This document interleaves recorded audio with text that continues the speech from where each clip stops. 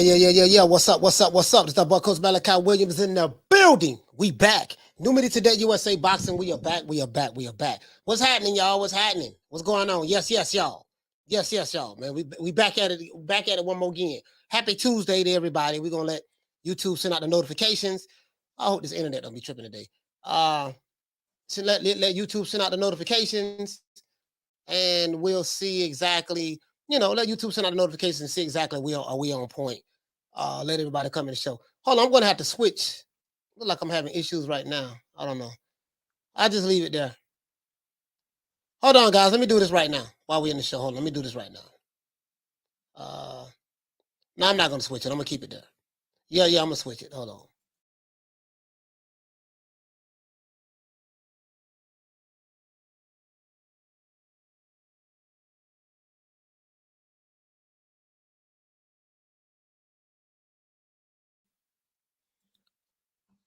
All right, guys. Y'all should be able to see me now.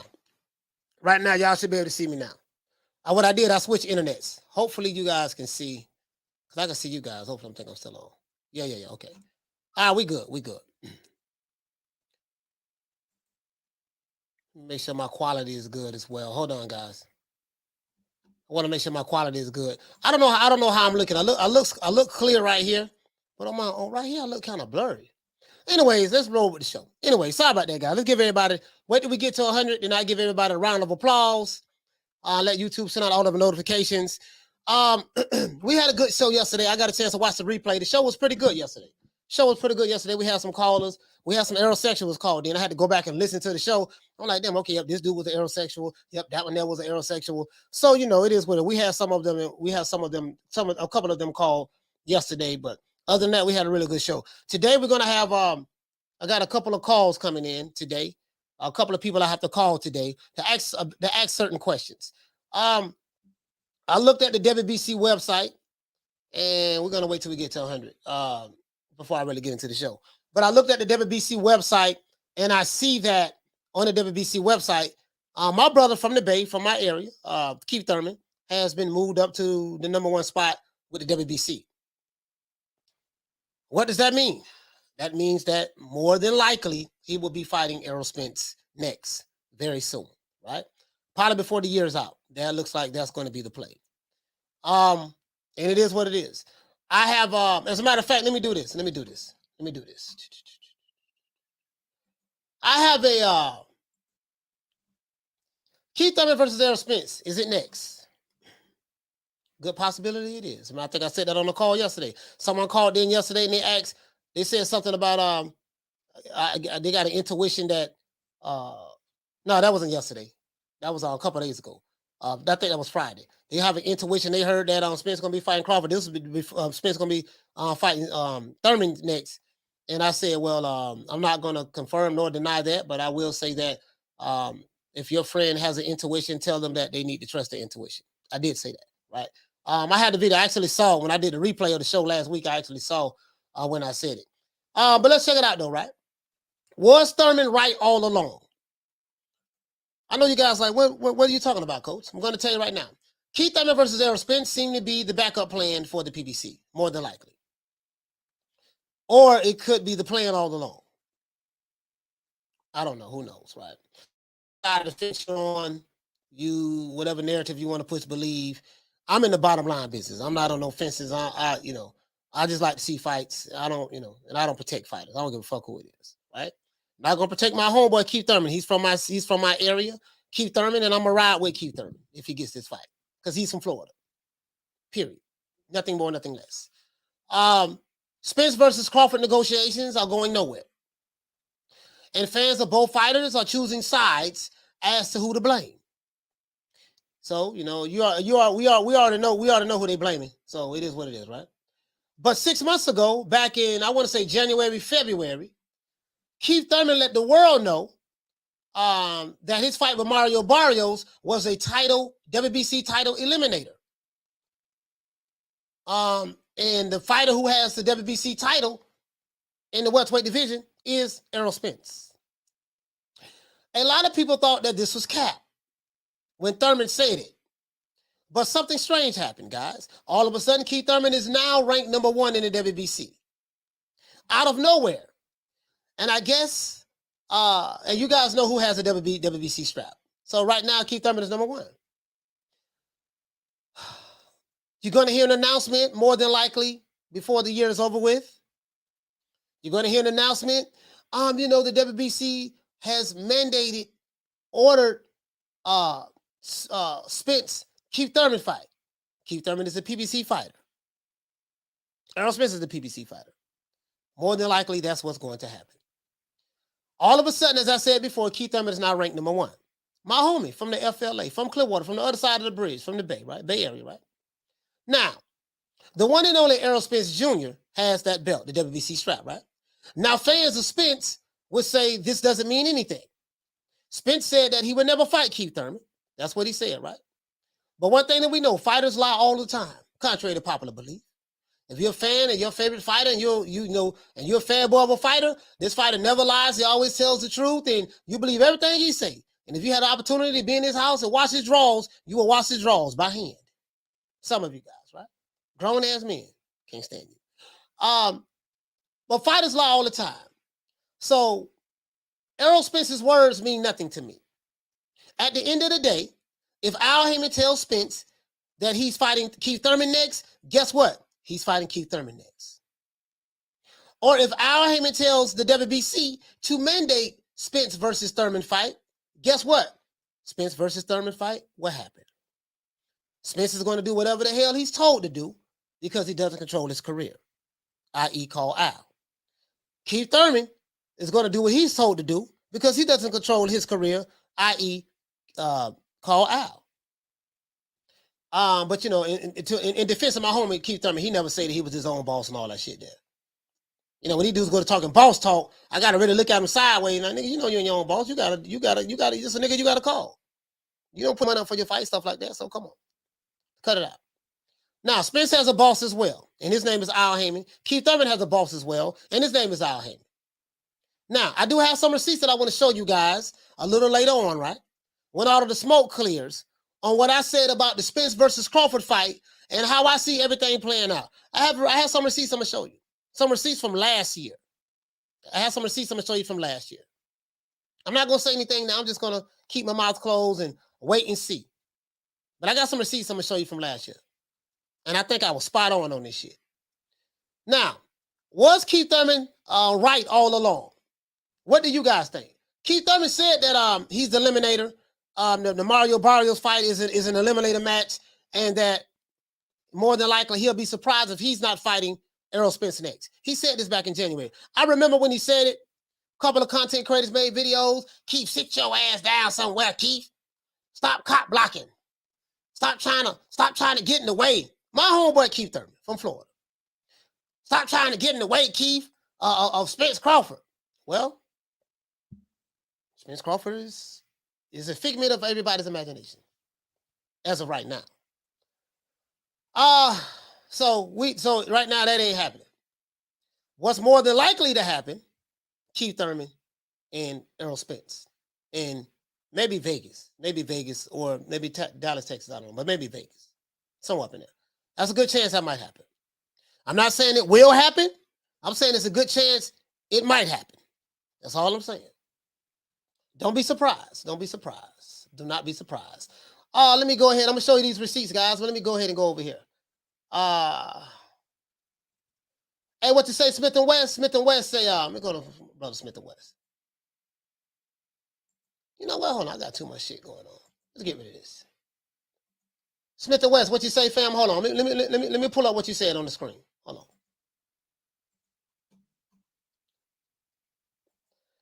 Shout out to my brother Smith and West from Detroit. Smith and West says, he said, shit, Errol said this 4 years ago to Bud's face when Bud and Bob Aaron pulled up on him. Yeah, he did say that. He did say that.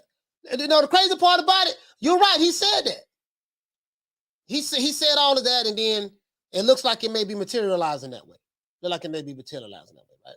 Keith, what you say? He said, Keith, once upon a time, Thurman. That's right. One time. Hey man, what time, man? Hey man, he from Florida, dog. So you already know. One time. What time is it? One time. Oh man, here you go. He say salute, coach, and chat in the family. Yeah, you already know. On PBC Central, what do you say? You say Spence is stuck. He has to fight Boots, Thurman, or Bud. He can't run anywhere. No, PBC Central. All jokes aside, both fighters, because Crawford doesn't have any options himself, right? Him being a free agent, how is it helping him now? Like, he's a free agent, but you get what I'm saying? Like, shit, you either gonna I don't know. I don't know when the WBO is going to mandate Virgil Ortiz to fight to fight Crawford. But if he stay in the welterweight division, he don't fight Thurman. He don't fight Spence. He's gonna have to fight one of those young guys, right? I think the number one guy in the WBO is Virgil Ortiz, and he's gonna want a shot at the title. As soon as they mandate that fight, I'm pretty sure Crawford is going to have to fight that dude to drop his belt. I don't see him dropping his belt. So we're going to see what's up with that. Him saying that he'll move up to challenge Jamel Charlo at 154. Only problem with that is Jamel Charlo is a PBC fighter. The same shit you went through with Spence, you're going to go through the same shit with Jamel Charlo. You running to 154, ain't going to do shit. Moving up to 154 to challenge Jamel Charlo, it's going to be the same shit. Same shit. Now I know he has a WBO super, and he can make it be the mandatory and stuff like that. He can be mandated to fight Jamel Charlo. But I still don't think that fight will happen. Still don't think it'll happen. Because Al Haymon is gonna tell him, no, you ain't gonna fight him. You know what I mean? It is what it is. I just don't think none of that happened, right? It is what it is. Black fighter, right? Black fighter. Just a fan, what did he say? He said Ortiz won't be mandated till the end of the year.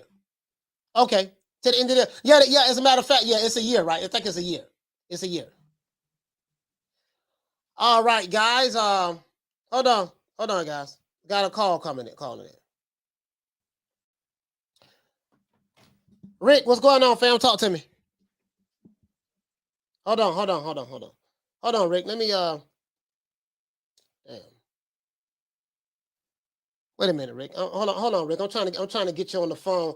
Let me see what we got here. Oh, it's not connected. All right. All right. No, I got you. Rick Glazer. Who am I speaking with?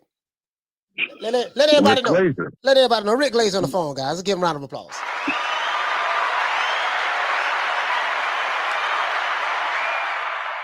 Rick, I'm not going to hold up much of your time. I just want to ask you a straightforward question. What's from y'all know you're on the outside looking in? Keith Thurman, as you know, has been moved up to the number one spot in the WBC. In the welterweight division. We do know that in the welterweight division, Errol Spence has the WBC strap.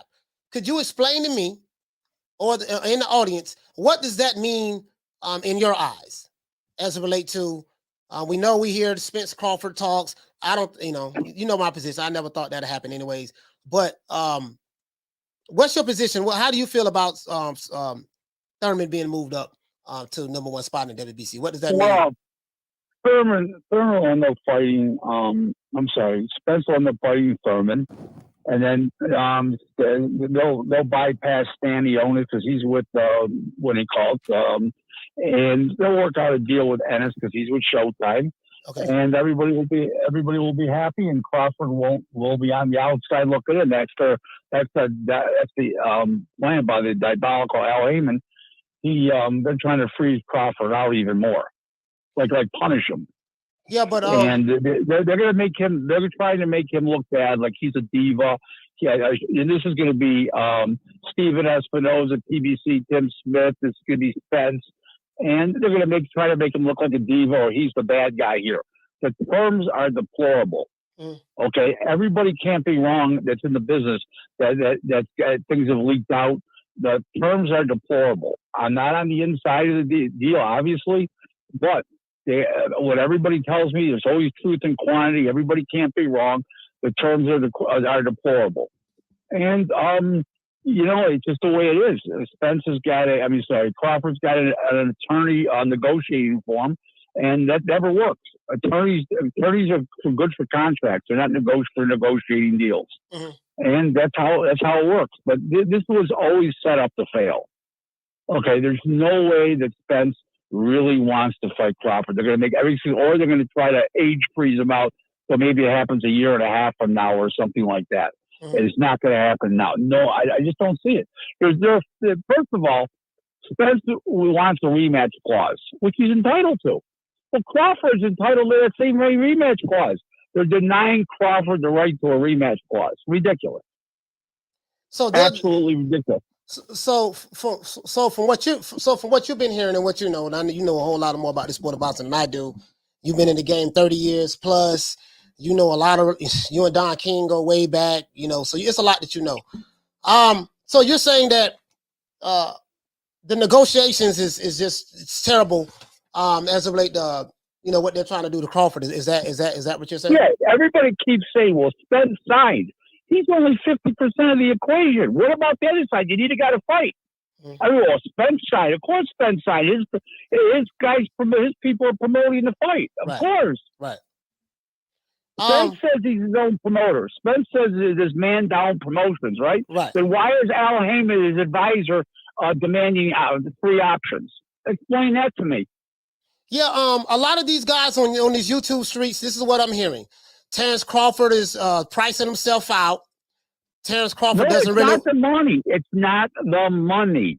It's the fucking terms. Okay? The terms are not being made equal to both parties. If Spence gets a rematch clause, why shouldn't Crawford is a 3-division world champion? He's going to Hall of Fame in his first shot, when he retires, 3 years after he retires, he's going to the Hall of Fame. Okay, he's a 3-division world champion. He's undefeated. Okay, he's got a lot of title defenses at 35, 40, and 47. And he wants a rematch clause. Now, some people are saying, well, Plant didn't get one with Canelo. I'm out. Canelo was a $50 million fighter. The other guy, before they entered negotiations, and the other guy never made over $1.5 million or $2 million. You're apples and oranges. Crawford just got $6 million for the Porter fight. He's not some change. So what this is what I see going on online. Online, there's a narrative being pushed, and a lot of these guys online, a lot of them probably from Dallas, Texas, and stuff like that, from Texas, and they hate Crawford. And I understand that they have a right to hate him. And from what I want to compare something for you now, right now, literally right now. You ready? I'm ready. I'm going to compare this fight. To the Joe Frazier, Ali Frazier series. Okay, where all the quote white fans were rooting for Frazier, and all the black fans were rooting for Ali. Well, in this case, 80% of white people want Crawford to win, and 95% of black people want Spence to win. It's absolutely no different. Okay, just a different era. Okay, and that's just the way it is. You tell people you want Crawford to win, and a black guy will say you're racist. And this is when he was fighting for Aram. And I go, why is that? Well, he's fighting for the white man. What's that got to do with it? Nothing. Zero. People got to stop drawing race to everything. It's a joke. Okay, so, people that go to race are uneducated. Okay, and they have nothing else to rely on but that argument. It's a fallacy in people's minds. And they got to stop with race. It's a ridiculous statement. Ridiculous. Continue. So what's the end game? So basically, Spence is going to. So what you're saying is the terms of the contract and negotiations that they are offering Crawford is deplorable. Listen. It's not just money. There's rematch clauses, options. They're demanding all kinds of things in the contract. Future rights to the film, to rebroadcast years from now. Okay, who owns it? Just everything. Okay, and you can't count. Well, Gambosis went over. Devin Haney went over. He took the short end. He wasn't a legendary fighter. He was a 23-year-old kid. Of course, he had to take the short end. Okay, this is a guy that's going to the Hall of Fame already. Guys, people got to stop, man. So Rick, we have a guy in the chat. He's saying that you're biased and you're pro Crawford. What do you have to say about that? I'm not pro Crawford. I'm a realist. I'm as real as it can be. I'm not pro anything. I have no stake in the game whatsoever. No money in it. Zero. I'm just telling you like it is. Okay. Deal with it. All right. So the end game is what? Crawford won't get the Spence fight. So what? We're going to see Spence versus Thurman next. Is that what you're saying? I believe so. That's why he was made the man and made number one, which will convert to the mandatory as soon as they want to fight. They'll make that the mandatory, obviously. See, a lot of this stuff that you're telling me, I already know. You know what I mean? But I have never said anything. I never said anything online about what you're saying. Because and Coach, I know you're a very smart guy, and I know you know it. You don't have to tell me that. I know you know. You're a very bright guy. Right. I'm just saying, I didn't say anything online because I just wanted to be responsible. I said, you know what, let me just sit back and watch and play the wait and see game and see exactly what happened with this. I don't want to jump out the window and then. Yeah, exactly. Stanionis is strong as an ox, and he's not looking to fight Stanionis. He'll go fight Thurman and then probably move up to 100 to 154. If Charlo, it's Jamal Charlo moves up to 168, and Jamel moves up to 60, which is probably okay. If Spence wants to move up to 454, that's what Haymon will do. He'll push Jamal to go to winning call, or leave Jamal there and have what's his name start picking off the other champions. Try to come to Jamel. Okay. So it'll leave Spence an opening at 154 to win a world title there. So that's how that game works. So what's the options for Crawford, in your opinion? He could fight Victor Ortiz. There's 2 fights in Europe he can fight. You know, there's several fights that he can get into. There's several fights he can get into that are money makers. I mean, he won't make what he would make to fight Spence, but the risk is a lot less. Okay, all right. Rick, thank you. Don't forget, everything's relative with risk and reward. So if he's not making $12 million and he's making $6 million, well, it's going to be less of a risk. Yeah. I get exactly what you're saying. Rick, I know you're busy, and I thank you so much for calling into the show, man. I just wanted to ask you a couple of questions as it relates to what you see the end game being for Spence and Thurman. And people got to stop with the race and all this BS and I'm biased and stuff. No, I tell the fucking truth. They're not going to stop. That's all there is to it. You can talk till your lips fall off. They're not going to stop. It is what it is. Hey, no, Rick, I know. I'm dealing with the uneducated. I get it. Thank you. Hey, shout out to Rick. Great day. Thanks for having me on. All right. Thank you, Rick. Yes, sir.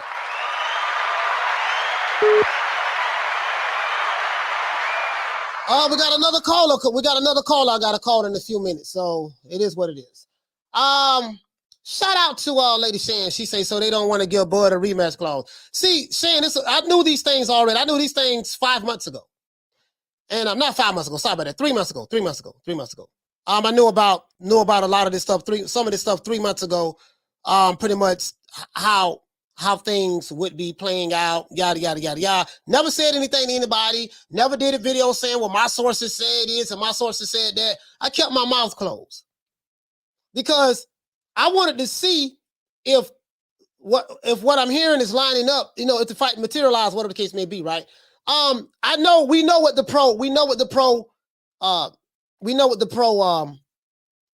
PBC channels are saying. We know that. It's Crawford fault. Crawford need to be reasonable. This, that. You know, and I get it, I understand. These guys are all in on the PBC.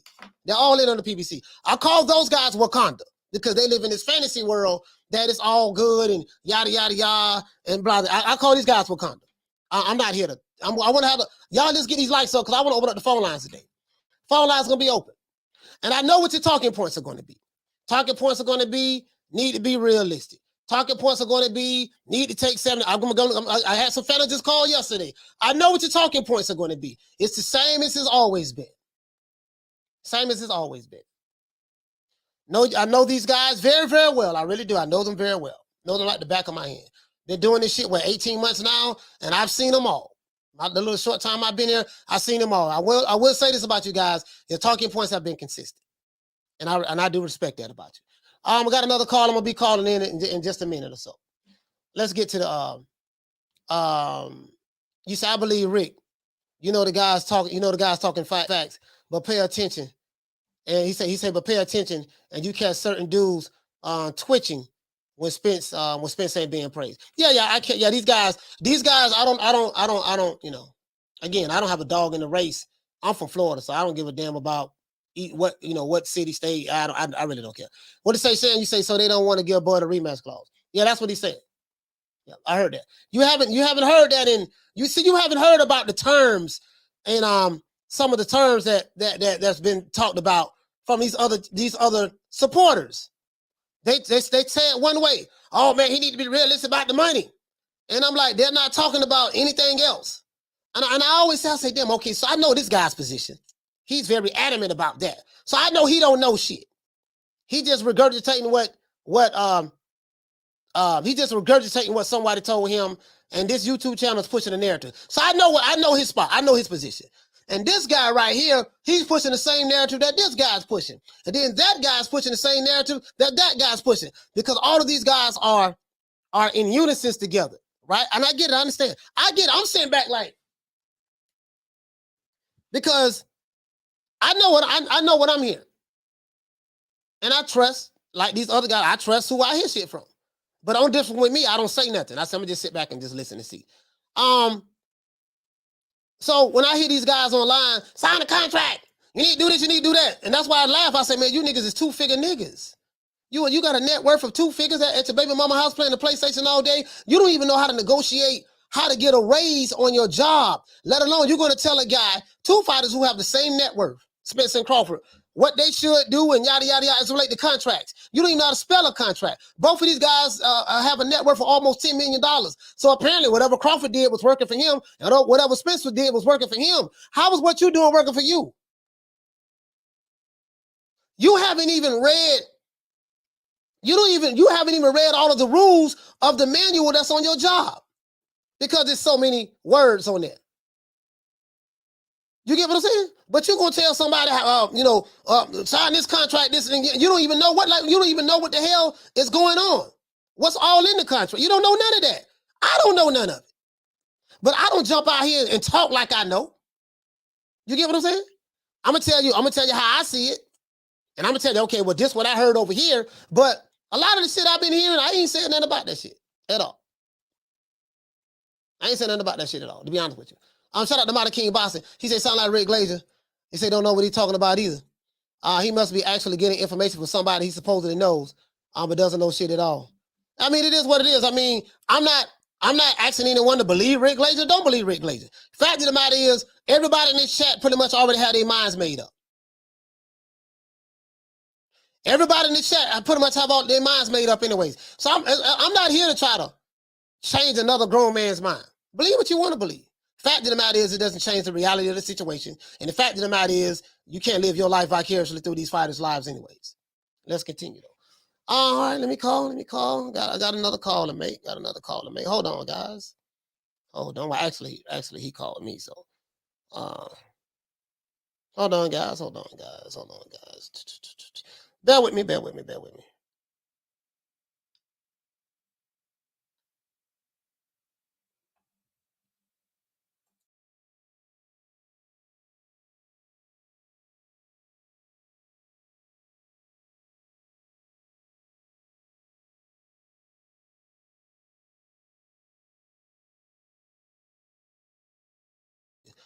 All right, everybody. Right now, we have my main man, Steve Kim, on. We have Steve Kim, the legendary Steve Kim. As a matter of fact, let me go ahead and Steve Kim on the phone right now, guys. Steve, 2 quick questions for you, brother.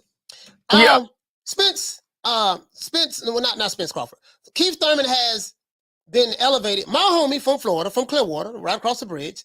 He's been elevated to the #1 spot with the WBC. In your opinion, what does that mean? Well, I wouldn't read completely into it that that's the backdoor plan, even though I think they're setting the stage for it. If you look at the welterweight ratings, now Errol Spence has 3 belts, the IBF, the BC, and the BA. In the IBF, the mandatory is Duran Boots Ennis, who literally, I'm going to call him the Black Plague because nobody wants to face him. I think he's dangerous. Yeah. and he represents much too much risk for the reward that he brings. And then in the WBA, the number one contender is Virgil Ortiz, who's with Golden Boy. You know the issues there. But also the regular champion is Amantas Stanionis, who's this big, strong guy. So that leaves you with the BC, who just elevated Keith Thurman as number one. I think that's actually a backup plan. And probably, if I just want to come out there and be a theorist, is that is their way of signaling to Terrence Crawford, hey, we have a backup plan here. Mm-hmm. And, you know, it was about 3-4 weeks ago, Coach, I gave you some information from one of my sources that when people said this deal was on the doorstep of happening, you know, what I showed you was someone said there's been no progress. Yeah. And I have thought from the beginning, two things. I told you this last year when I called in.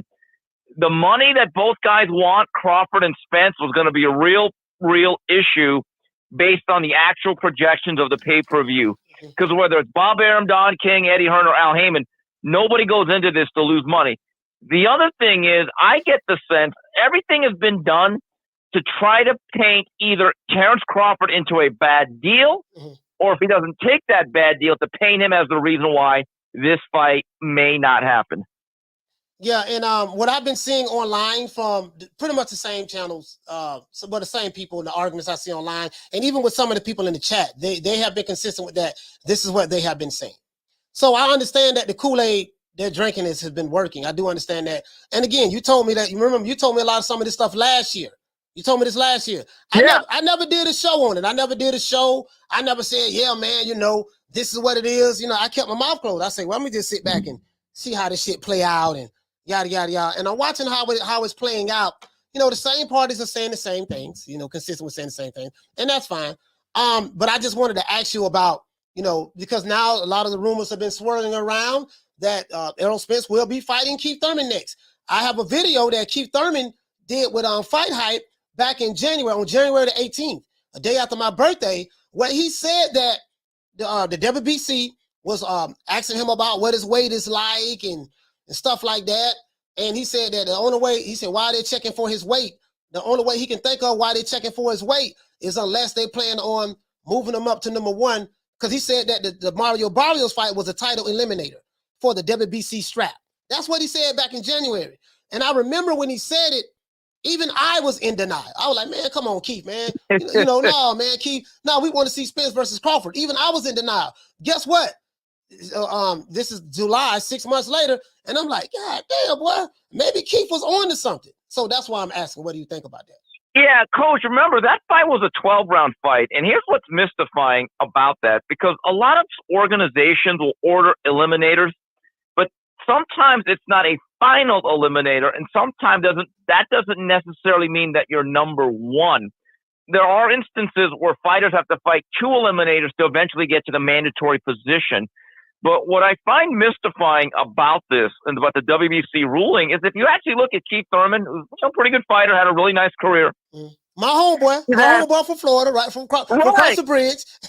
Go ahead. Right. He's had 1 win in 3 years. Okay. He beat Jose Cito Lopez at the beginning of 2019. He lost to Pacquiao. Then he took 2.5 years off. Yeah.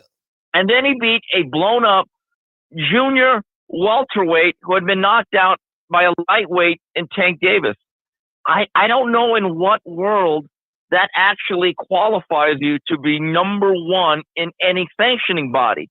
Going back to the negotiations really quick, I know that it was easy to blame Bob Arum and Terrence Crawford's association with Top Rank for the fight not happening.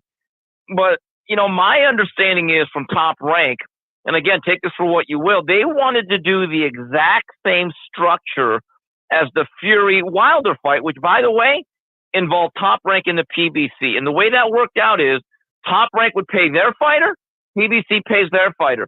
So in other words, now half the liability is taken away from each side. Mm-hmm. You take care of your guy, I take care of my guy. Let's try to promote this thing together, cross-platform, co-promotion, and let's try to make some money or salvage something.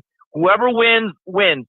Now Al Haymon is in a position where he has to have 100% of the cost of this fight.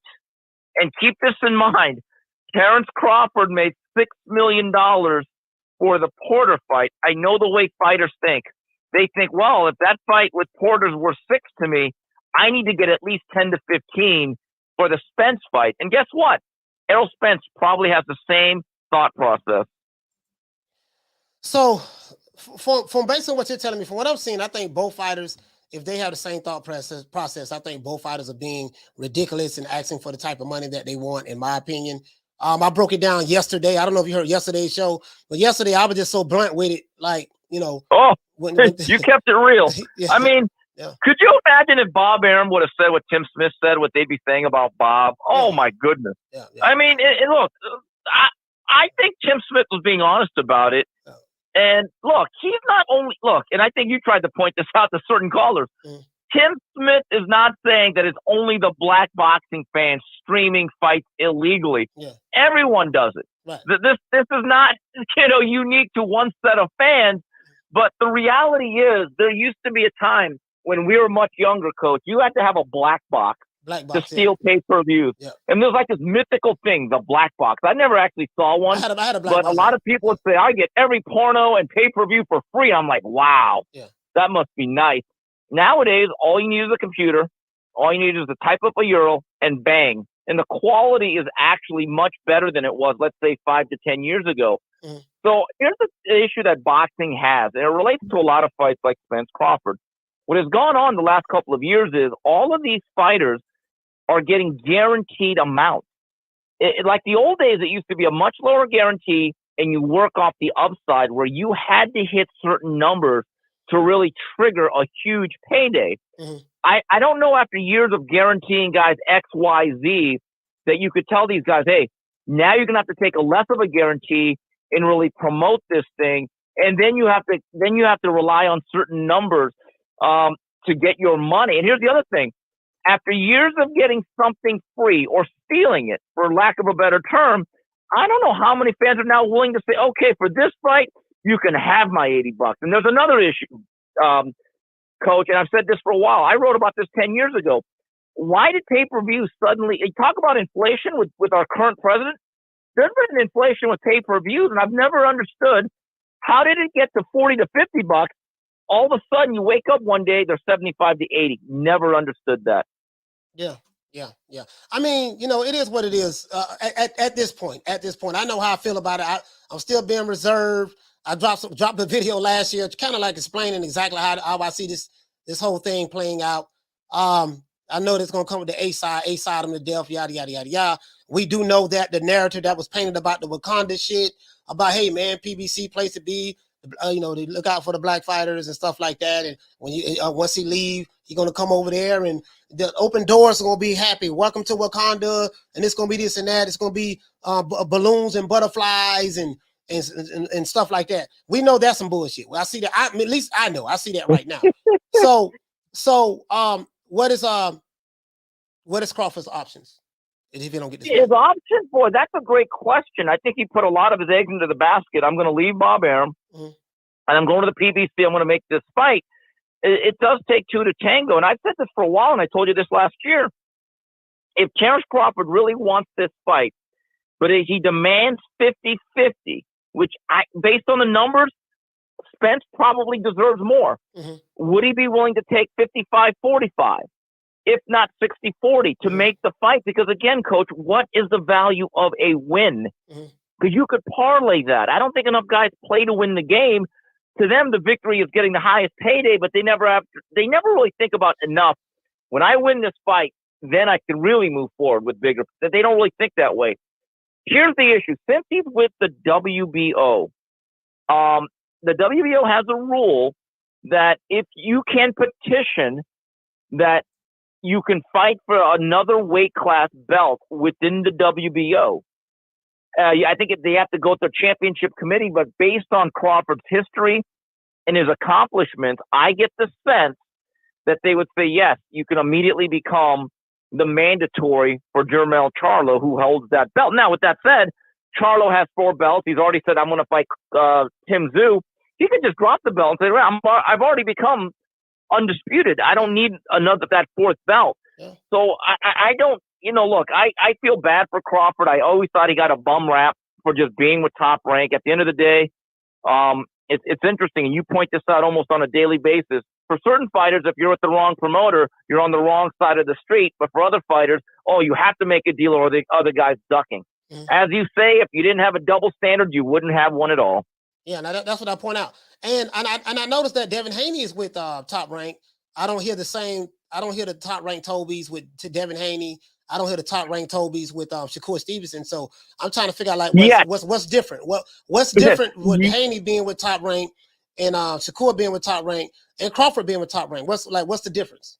Right, and you don't hear that yet. But I will say this, as it relates to Devin Haney, he made a great point. When I was an email champ, all that really mattered were the regular belts. Now I got all the belts. Now the belts don't matter. I think what Ryan Garcia and Tank Davis are saying, I'm not a fan of it. At the end of the day, look, we fight for titles. The titles actually matter. No matter how corrupt the sanctioning bodies are and continue to be, the belts matter. Devin Haney is the undisputed lightweight champion of the world. And when you have guys like Ryan Garcia, who's just full super cap, I don't trust him as far as I could throw him. At the end of the day, Ryan Garcia has literally fought elimination bouts that he's won and then passed on the opportunity to fight Devin Haney. Here's another thing that bothers me about Ryan Garcia. No one calls him out. Yeah. He actually said, well, I'd be ashamed to fight George Kambosos to become an undisputed champion. Hey, cringe Rye, there's actually tweets of you challenging Kambosos after he beat Lopez. You weren't so ashamed then. So all of this is just double standards, hypocrisy. But going back to Spence Crawford, I've always thought it was an issue that and I asked this question about 2-3 years ago. I said, do you think with the current system at $80, does Spence Crawford do 500,000 buys?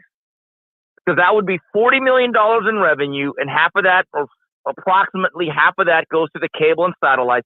So that's a $20 million nut for the fighters. Okay, now you still have to pay for the undercard, you still have to pay for marketing and anything else involved. But the side of the revenue also comes with the site deals, the tickets, that's kind of the same thing, sponsorships. But if both fighters are asking for 8-figure paydays and will not budge off of that, you just look at the numbers. The numbers do not lie. Men lie, women lie. Numbers don't lie. The numbers are the numbers. It's a very, very tough thing to actually guarantee a profit, if not a loss, if both guys are saying, no, I need $10 to $15 million. It just doesn't work financially.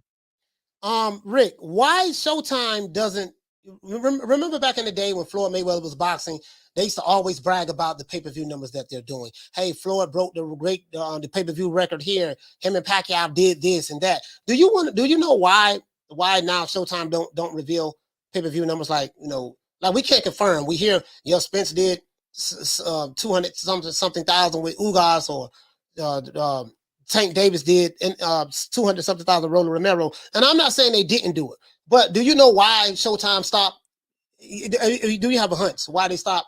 Number one, I think a lot of this has to do with Al Haymon. Al Haymon is very private about his life and his business, which is certainly his right. But I also believe a lot has to do with the fact the numbers just aren't there. Mm-hmm. I mean, Coach, we hear what the numbers are behind the scenes. We have our sources. And look, you want to publicize something when it's good. You want to privatize something when it's not so good. That's human nature. And I just always found it interesting that everyone, this newest thing on Twitter is people saying Tank is the cash cow in the face of boxing. And I'm like, they don't even want to put out off the record numbers of what he's done recently. So I kind of look at that and think, is that really the face of boxing? I don't get it. But look, as it relates, going back to Spence Crawford, that fight's supposed to happen in mid-November. We are now just getting into the very tail end of July. I wouldn't panic yet. Now, if we get into late August and let's say Labor Day weekend without a deal, then I'd hit the panic button.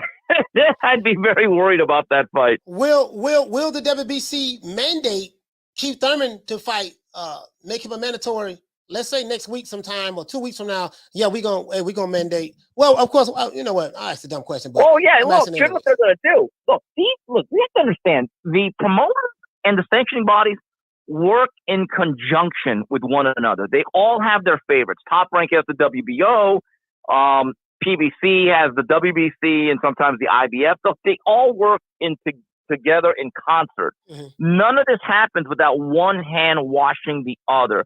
They are partners in this in a lot of ways. They'll never admit it. They don't want to say it, but it's the truth. You can look at the pattern. Mm-hmm. If the Thurman fight by the BC is mandated as a clear mandatory defense that must happen next, yeah, that's a sign. Okay. That's a sign that that's next. Because Spence values those belts. He said it himself. I've done all the heavy lifting. I want to be undisputed, such and such and such, yada, yada, yada. So, look, right now the BC has only made him number one contender. They have not made him the mandatory. There is a difference.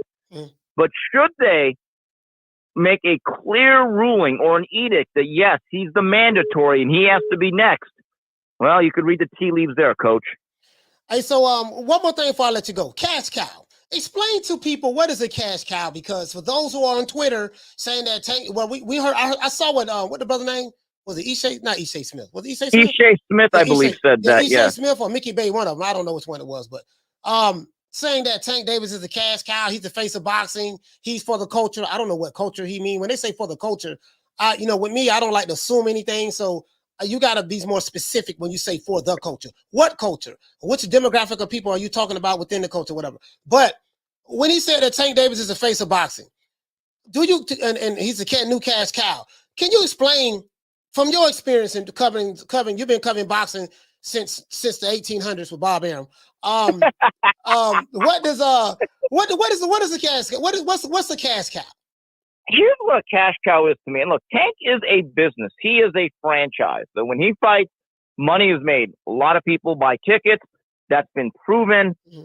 He has a pay-per-view track record. Again, how strong of a pay-per-view franchise he is, I think is very arguable.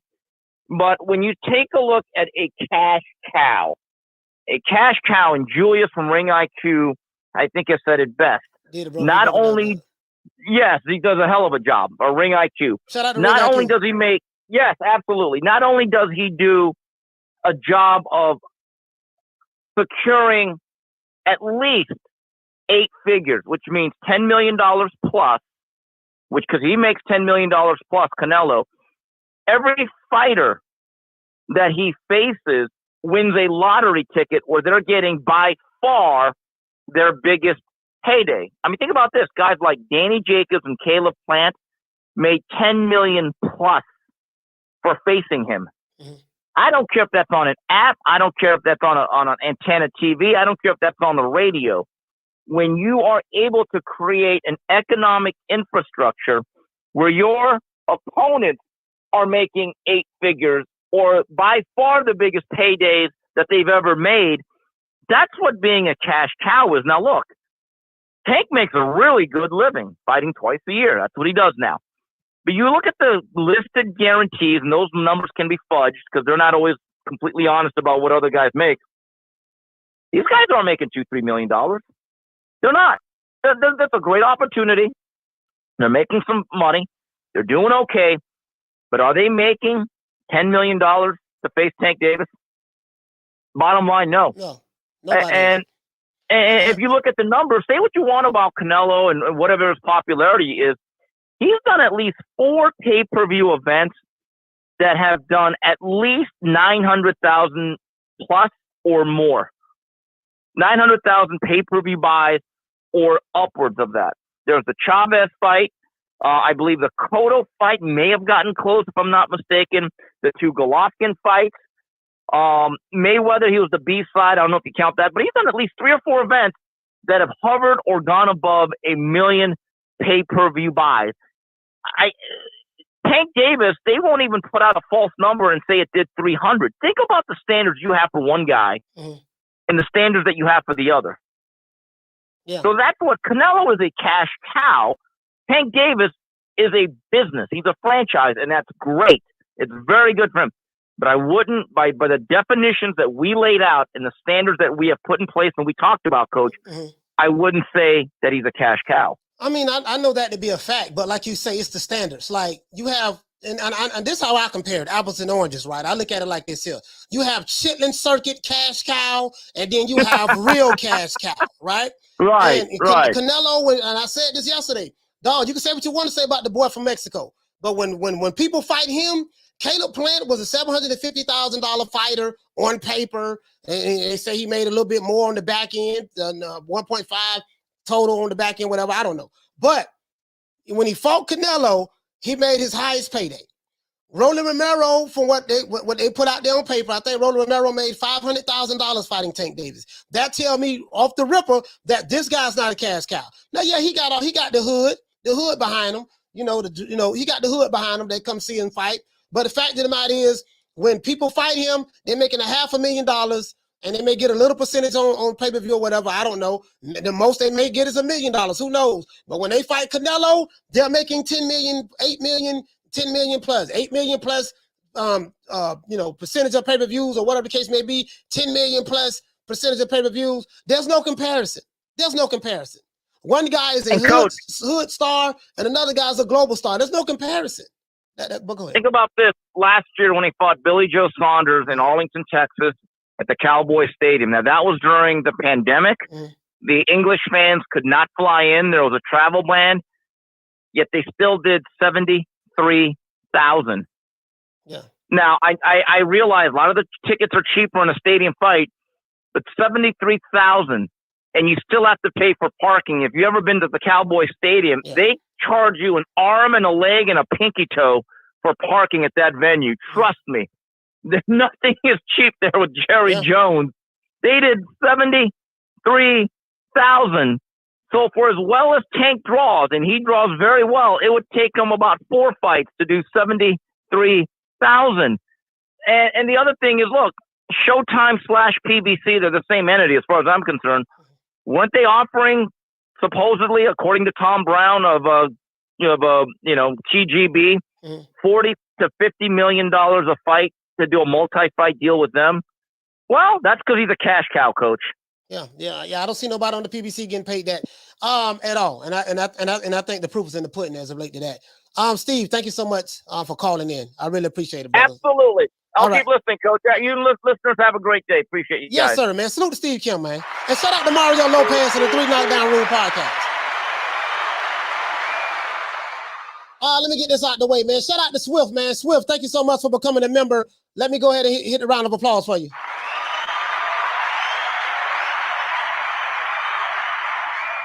And shout out to Dano for dropping that quarter of a bam dub on your boy. Hey, Leroy. Super chat received. Playtime's over, boy. Dano, what you say? You say Spence big fish and his own boss. Bud ain't asking for demands like Cambosos, so I'm holding Spence to his word, or I'm blaming him for it not happening. It is what it is at this point, man. Everybody don't draw their lines in the sand. I understand how people who look like me, how they feel about Crawford. If you go by what they say, hold on. Let me take that back. On YouTube. Because when I go to the barbershops and stuff in my city, they love Crawford here. They love Spence too. They love Spence and they love Crawford.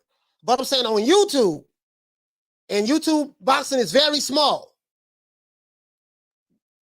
A lot of the black fans who look like me, they overwhelmingly Spence. And I get that, I understand that, I get it. But that's just the reality of the situation from what I've been seeing. You see what I'm saying? And the narrative is the same. It's the same stuff, You're hearing the same talking points, and it's been the same talking points for years. So I know where they come from. I know who the originators of those talking points, and I get it. I understand. I get it. No problem. But as it relates to this cash cow stuff, come on, man. It's ridiculous, bro. It's ridiculous. The boy from Mexico is it, man, over here in America, bro. Bottom line facts. It is what it is.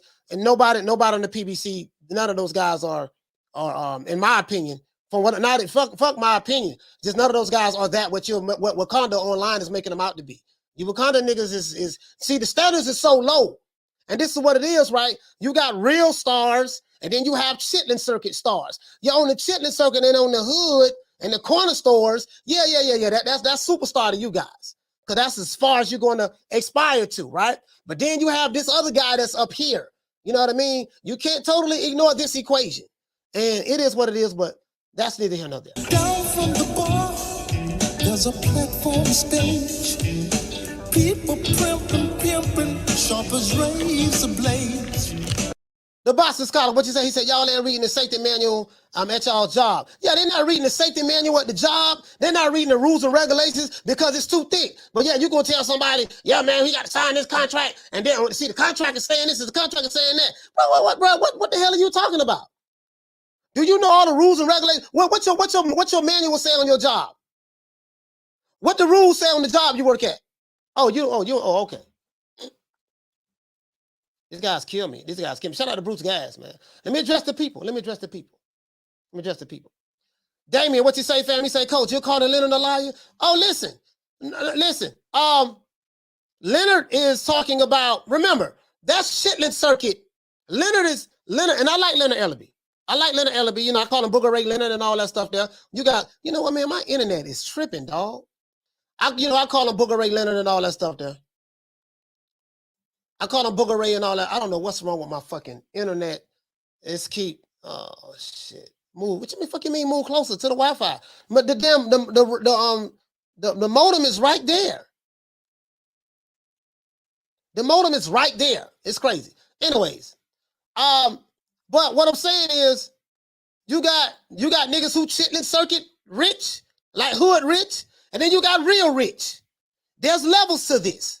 It don't take much to please the niggas down here.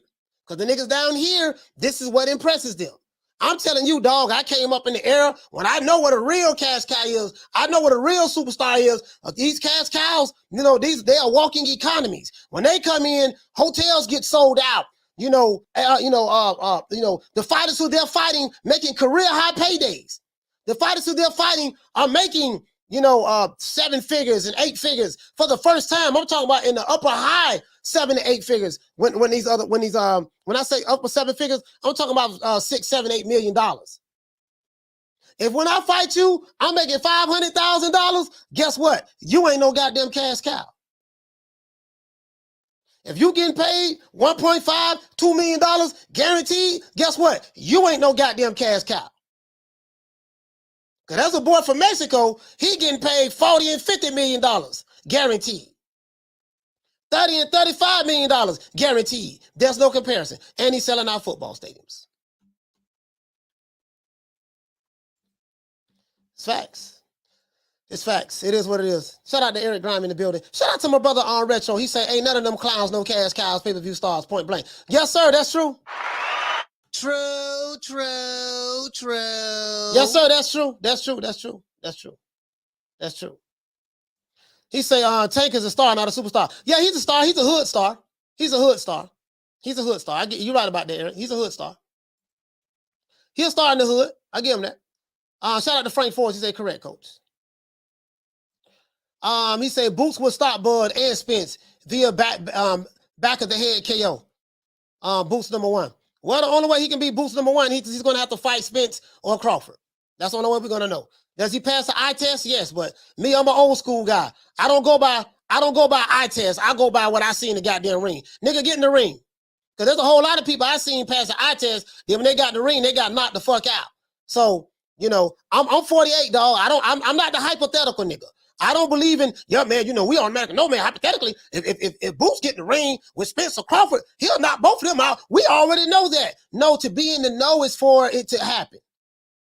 To be in the know, meaning that you can physically see it. You have something tangible that you can point to and to support your evidence. If Boots ain't got in the ring with Spence or Crawford, you can say you feel that he'll stop both of them, but we don't know.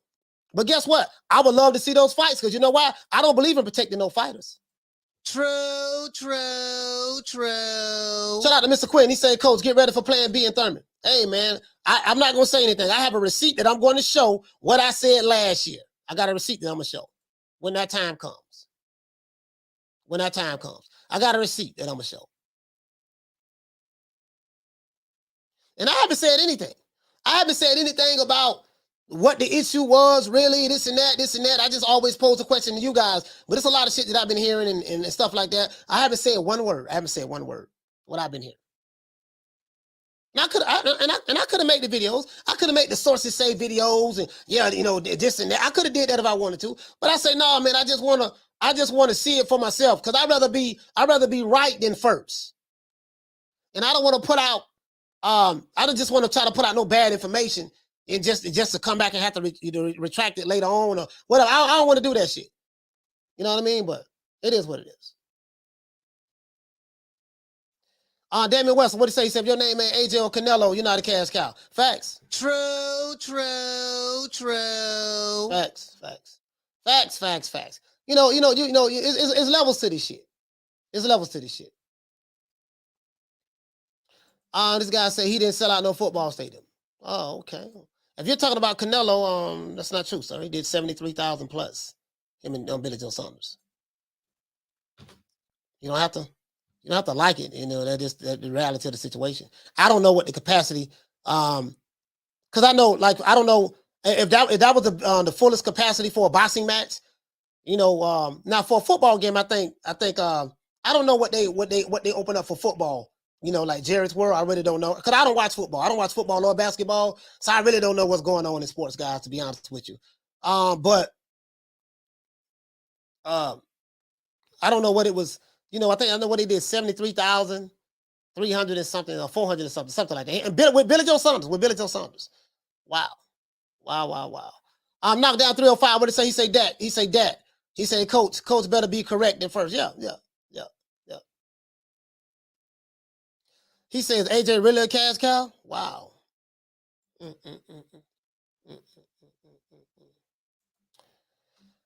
He said, Coach bait. Yeah. Shout out to Lady Shan. She say T Diddy for J-Lo. Tank got old. He say Tank got old, Madonna. Tank got old, go old ass Madonna. Okay. J-Rock. He fought J-Rock. What you say, fam? You say Thurman going to want $15 million to fight Spence. No. No, he's not going to want none of that. Keith Thurman not going to want none of that. It's an in-house PBC fight.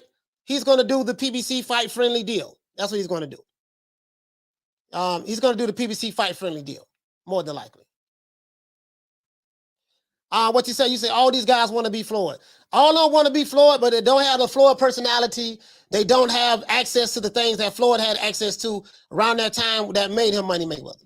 This is the problem. The one Mr. Ham, you say Tank is only Mayweather Promotions cash cow. Yeah, that's it. Christopher, he said, don't forget Big Rolo. Boy, hush.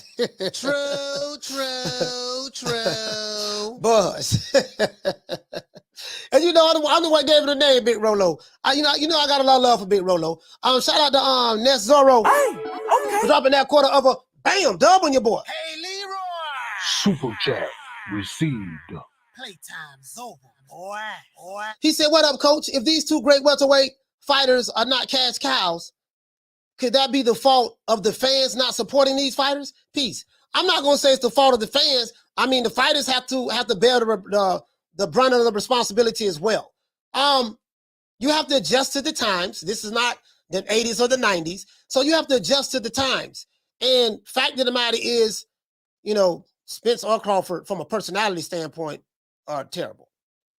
Now if you're a diehard Spence fan, he's the most exciting person in the world. And when he talks, you watch the camera like this, and you be batting your eyes, and you see butterflies and lilies, and you see the Tweety birds, butterflies and Tweety birds are rolling around in your head, and you're with your head like this. Oh, he's just so exciting. But but when you leave that realm and you look at it for what it is, and you hearing the guy, yeah, man, I'm that man, I'm just on my ranch with my cows and my chickens and this and that. And he don't talk to the media. He used to talk to those niggas back in the day on YouTube, because a lot of those dudes, they got a lot of the old footage of Errol Spence when they gave him interviews back then and did a drop for him. But he don't talk to none of them anymore. So that has changed. And then Crawford, he don't talk to the media at all. And then when he does talk, he's just very stoic, really don't show no personality. So I'm just being honest with you. Neither one of these guys are exciting to hear when they talk from that standpoint. And And you know, so I mean, I'm just being honest. I'm just being honest.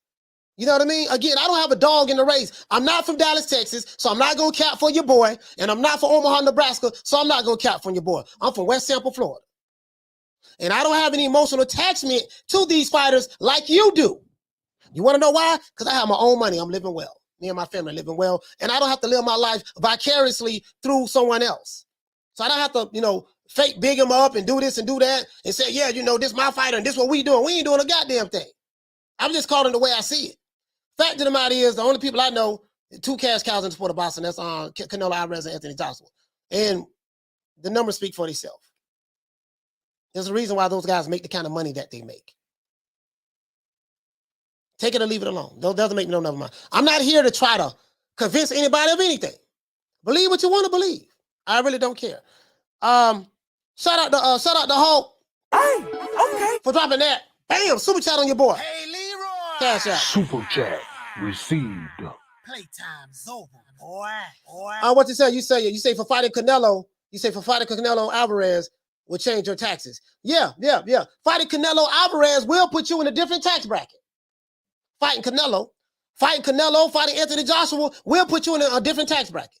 But shout out to Nezoro. But to answer your question, fam, you know, it's a combination of everything. You know what I mean? The fact of the matter is, you know, there's levels to this shit. And after Floyd, there'll probably never be another black fighter that'll do what Floyd did. It is what it is, man. Those days are over. Down from the bar, there's a platform stage. People pimping, sharp as razor blades. What you say, Boxing Gym? Shout out to Boxing Gym. Hey, okay. Dropping that half for bam, dub on your boy. Hey, Leroy. Super chat received. Playtime's over, boy. Boxing Gym, what you say for me? Say, what up, coach? He said Crawford actually had a similar trajectory as Floyd, but failed to secure a Pac-Man fight, which was the nearest cash cow. Floyd got the Oscar, and the rest was history. Yeah, Floyd got the Oscar, rest was history. HBO 24/7, Dancing with the Stars, WWE. That was lightning in a bottle. Bro. That shit ain't gonna never happen again. Down from the bar, there's a platform stage. People pimping, sharp as razor blades. Yeah, man. You know, it just is what it is. Shout out to my main man Smith & West from Detroit. He said Canelo don't speak English until yesterday, and AJ don't even do interviews. Tell us everything you need to know right there. Exactly. AJ don't do interviews, and Canelo really don't do a whole lot. He's been doing interviews lately because he speaks English, but yet they still get paid astronomical amounts of money to fight. Motherfuckers in Saudi Arabia built the stadium for him to host a fight in. For him to fight Andy Ruiz in. What fighter in America that's with the PBC, Top Rank, or anyone else that has a countries bidding for your fights? I'll wait.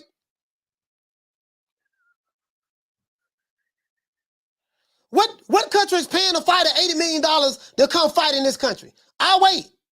And you got to tell me something other than, oh, that's because he's a heavyweight. I don't want to hear that shit. The other heavyweights ain't getting paid that.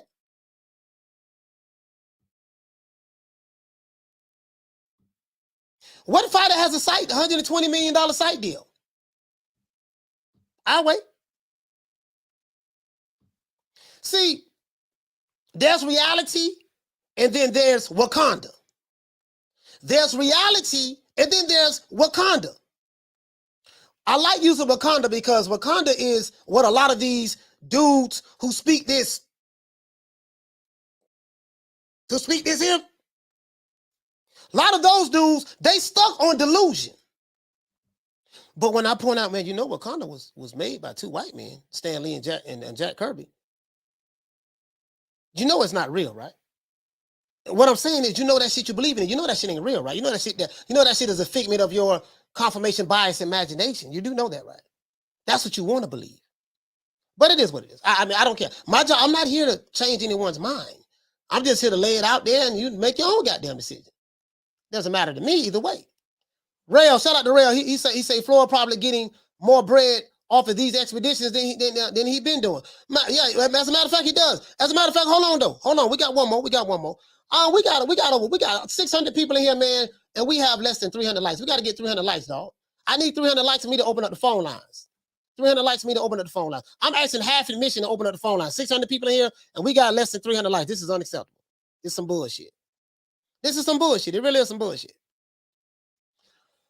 But hold on. I'm not finished. I got a whole lot of more. Shout out to Steve Kim and shout out to Rick Glaze for calling on. Whether you like Steve Kim or like Rick Glaze or not is irrelevant to me. I care nothing about your personal feelings against towards those two guys. Care nothing about your personal feelings. However you feel is however you feel. I'm not here to make love to you, stroke your ego, make you feel good.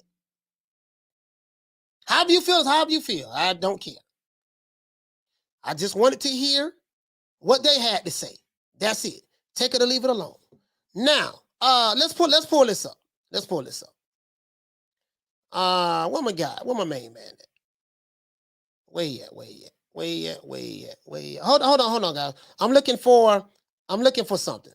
There we go, right there. There we go. Now, I want to show you guys something. I want to share something with you. January 18th of this year. I want to show you something. Let me pull this up.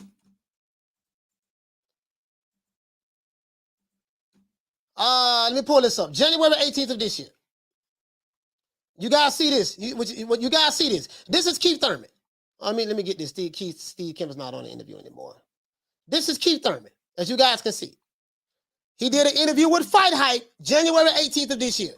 I want you guys to hear what he said back then.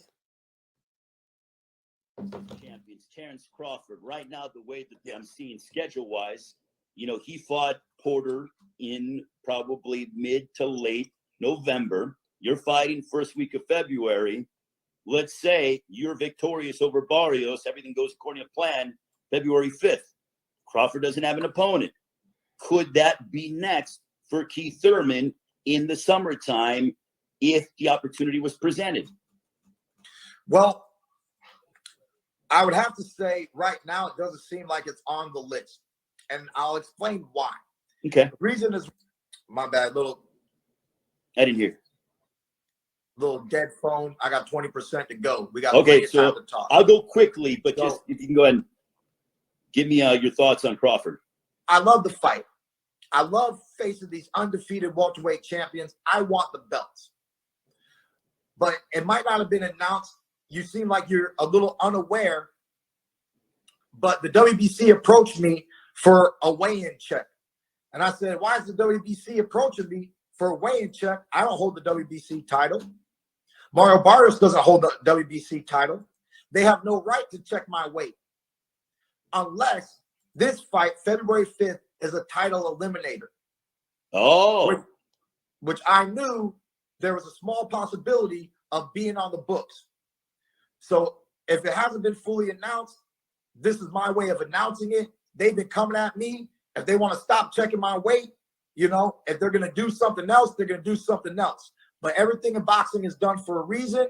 And I know that the only reason why the WBC can request such a thing weeks prior to a fight, where's your weight, champ, is because this fight will be a 12-round title eliminator for the WBC. So whomever holds the WBC title later this year is most likely who Keith Thurman will be fighting. And I look forward to that challenge. I look forward to that opportunity. And then after that, we can talk about other champions. Okay, but so if something was to happen politically where I do not get to forcefully make the WBC champion face Keith Thurman, okay, then obviously with the contract, with the great fight proposal, okay, I'd be more than open to fighting Terrence Bud Crawford. Keith Thurman said that back in January. Keith Thurman said this back in January. January the 18th this year. He said this back in January. This was before Errol Spence fought Keith Thurman, fought Dennis Ugas. This is 2 months after Crawford fought Sean Porter. 2 months after. Keith Thurman said this, and this was, I think, was 2 weeks before so Keith Thurman fought Mario Barrios. This is what he said. And when he said it, I didn't want to hear it because I didn't want to hear it when he said it, Shan, because I was like, man, goddamn, Keith Thurman from Florida. He from the Bay now. He from the Bay. He from the Bay. You know what I mean? We still mad at Keith Thurman though, because he left the game on us for like 2.5 years. We ain't like that shit. You know what I mean? The city was popping and everything, and he just up and stopped boxing for 2.5 years, got married. So we were still kind of mad at him about that. But he said this back in January.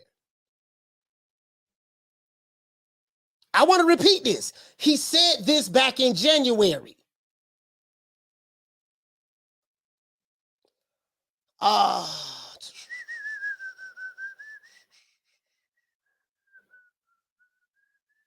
Let's see. You say he literally trying to get in the way. Bro, you didn't even want to fight Spence nor Crawford. Now you in the way. I don't, you know what? I don't, I don't think that he just trying to get in the way. I just think that unless Keith Thurman, and listen, I don't know. A lot of you guys don't know. These sanctioning bodies are corrupt as hell. And when Steve Kim was on, he did talk about how the promotional companies or advisory companies have special relationships with sanctioning bodies. This is how it works. Whether you want to believe that or not, make me no never mind. So when you see a fighter like Roland Romero magically become the #1 guy in the WBA, and you know what? Well, you're gonna have to fight for the Reggie, tape for the Reggie belt. Oh, this is mandated by the WBA. They're like, oh, okay, yeah. All right. Keith Thurman magically becomes the #1 guy in the WBC. Just saying, I'm just saying, B. Just saying. This how this shit works. Take it or leave it alone.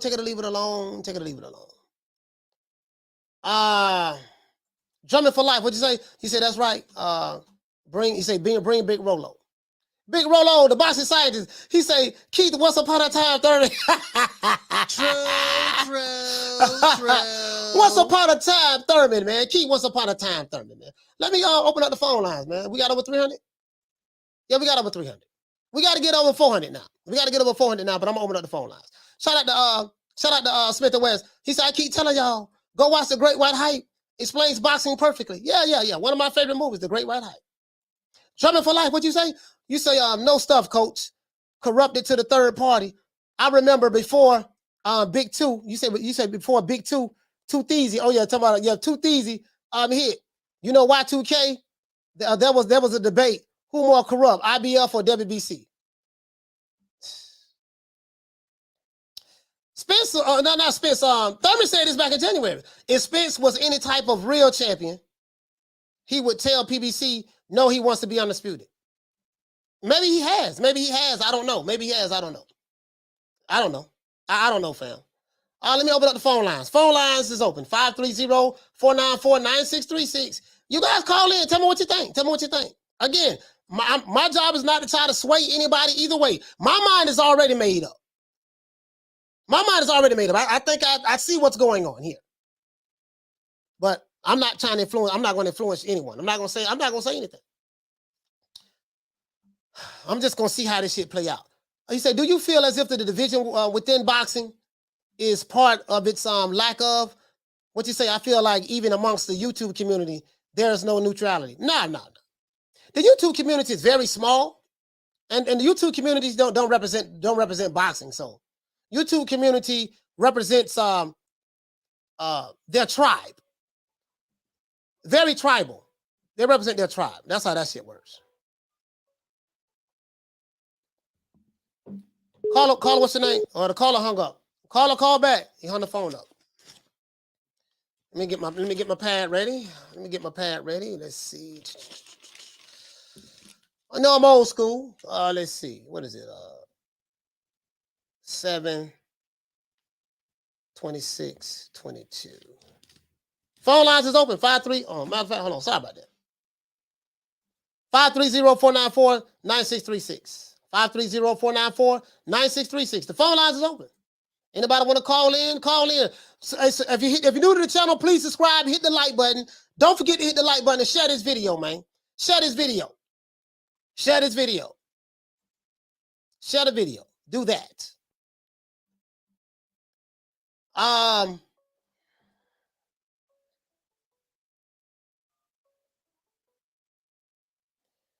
Caller, what's your name? Where you calling from?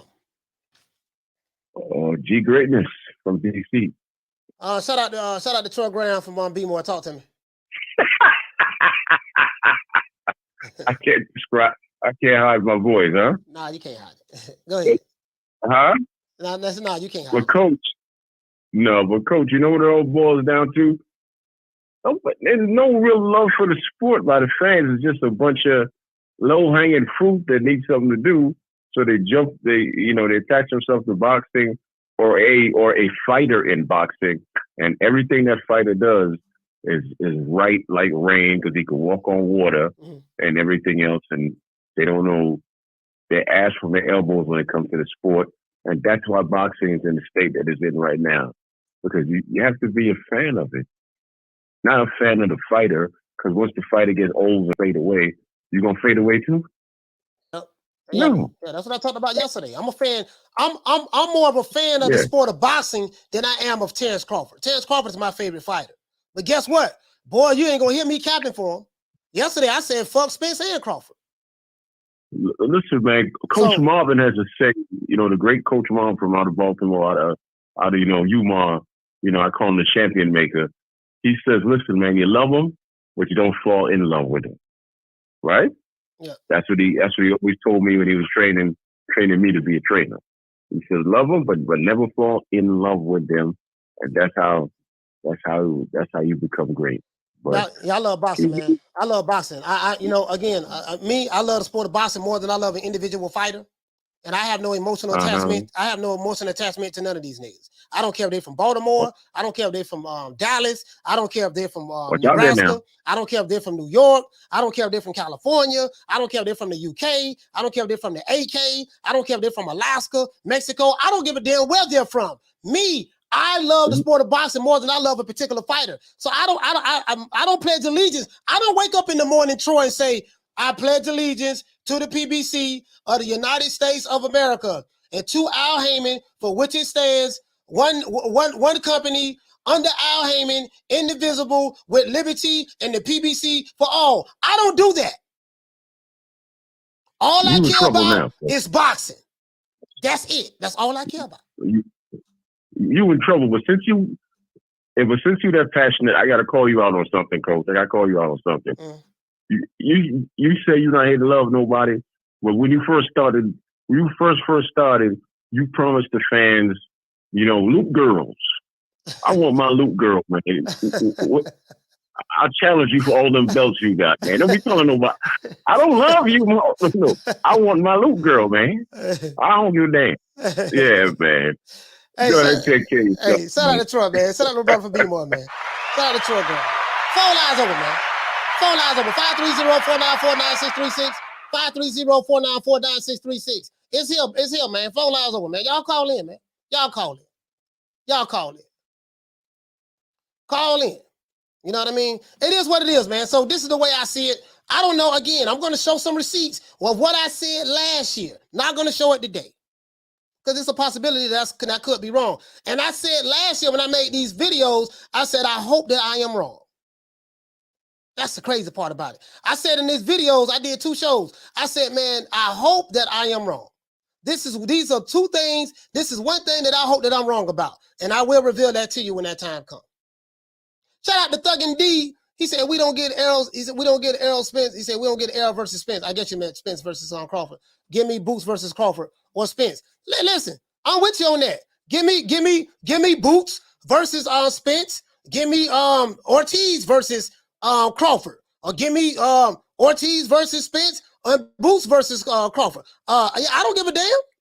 I ain't one of these niggas that be like, oh man, he got to earn the right to get the fight. He ain't proved himself yet. Some of y'all niggas be, well, when it comes to some real smoke, y'all be niggas playing and want to be fanaging and promoting. I don't do that shit. Caller, what's your name? Where you calling from?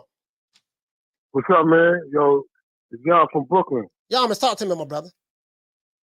Hey, man, I just want to make a quick comment. Like, you know, I'm noticing boxing as well as like the NBA. You see how they do like that, like guys taking nights off. The players and the athletes, they're taking control. They're taking control of things right now. Right. So that might be bad for the fans, especially in the sport of boxing, because like they're making money for bullshit. They making money fighting guys who talk shit online, internet stars and shit. And casuals is paying for it. Casuals' dollar is way more than our dollar. We want to see these fights. We willing to pay for the fight.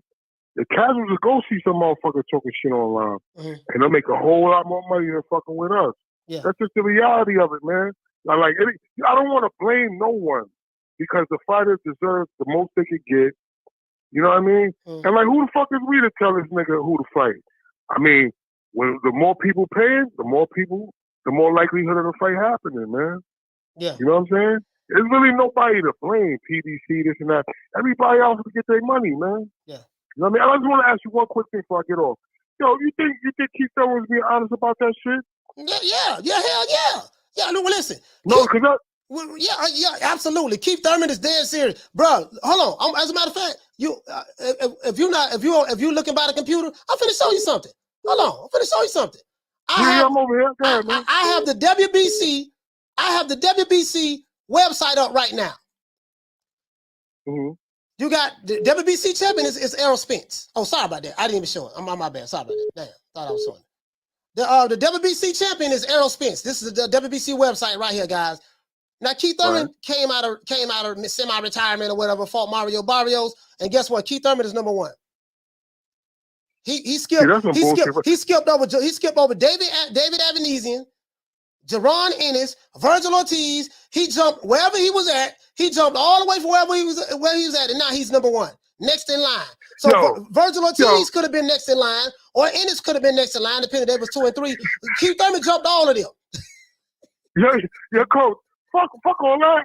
Yo, this nigga Ugas is 6 behind Ennis. Who the fuck Ennis for? Ugas is almost a damn it. Oh my God, man, that's disgusting, man. Put that off the screen, man. Hey, I got other callers calling in, man. Shout out to Yamas, man. Yo, peace and love, baby. Yes, sir. Yes, sir. Shout out to Yamas, man. Yeah, man. They got my dog. They got my dog one time. One time. Caller, what's your name? Where you calling from? Ed from Oakland. Ed from Oakland. Talk to me. Man, I just don't get this whole Keith Thurman coming out of nowhere to basically be the front. Hey, y'all are gonna be hating on my dog Keith Thurman too. He from the Bay. We gonna represent about how they're corrupt. Man, and I always look at it like, oh, that's just hate, whatever. Yeah. But man, this time, man, they hit it right. They hit the nail right on the head, because how this man just come out of nowhere? He got stripped of the belt 4 years ago. Yeah. Was out of his last 3 fights, 2 of them were title defenses of the WBA belt. And he fights a title eliminator against the former Reggie belt champ that wasn't even the 147 Reggie champ. Yeah. He was 140. 140, yeah. So how, you know what I mean? I get the whole Crawford, Thurman, they want too much money, whatever. Okay, yeah. I'm cool with that. But man, don't sit here and act like the best thing you can do for us is give us Keith Thurman. Who's right there? If you look at all the rankings for the 3 belts that Spence has, hey, Bruce is number 1 for the IBF. How come we ain't making that happen? You feel me? Why got to be about the WBC all of a sudden? Yeah. You know what I'm saying? I just don't get this nonsense, Coach. Yeah, man. It is what it is, fam. Like a lot of this stuff I knew about. This what happened. I had someone to tell me who's been in the business a long time, like a long time. And he say, listen, man, once Crawford become a free agent, this is the adversity that he's going to go. This is what's going to happen. And I was like, man, no, hell no. No, I don't believe that shit. I don't believe that. Because I was like, okay, now Bob Aram's not there anymore. You know, he's going to go to the PBC. PBC is an all-black company, you know, and they take care of black fighters. All of the black fighters are living in mansions and ride around in private jets and, you know, stuff like that. So he's going to go over there. It's going to be all good. Yeah. Everything that I was told damn near to the T. I say 98% of it so far. What I was told was 100% spot on, and I didn't do no shows on it. I didn't do one show saying that, hey man, sources say my source told me that that. I didn't say nothing. I ain't say nothing to nobody in the chat. I ain't say nothing to nobody. I ain't say to nobody who I really spoke with on the phone. You know, I said that, you know, what I think about the fight happening and stuff like that. But I never got into details about who told me. What, you know, like they told me like specifically. I didn't say nothing. I said, let me just sit back and see how it play out. Because I'd rather be right than just drop a video and just say, I'm dropping news. I want to be right. You know what I mean? And I wasn't trying to hear that shit they were telling me anyways. I wasn't trying to hear that shit anyways. So, but anyways. Yeah, but I mean, if a world-class fighter, just a free agent, ain't got a chance of getting a good fight with a PBC fighter, what chance does anybody else have? Yeah, I don't know, bro. I don't know. I don't know, man. It is what it is, man. Hey, but shout out to Ed from Oaktown, man. Salute to you, fam. So, Coach. Yes, sir. Knockdown 305. Hey, man, look here, man. One time. We gonna ride for one time then, man. Is it gonna be, y'all with me with one time? Who? Y'all want to jump on the one time bandwagon?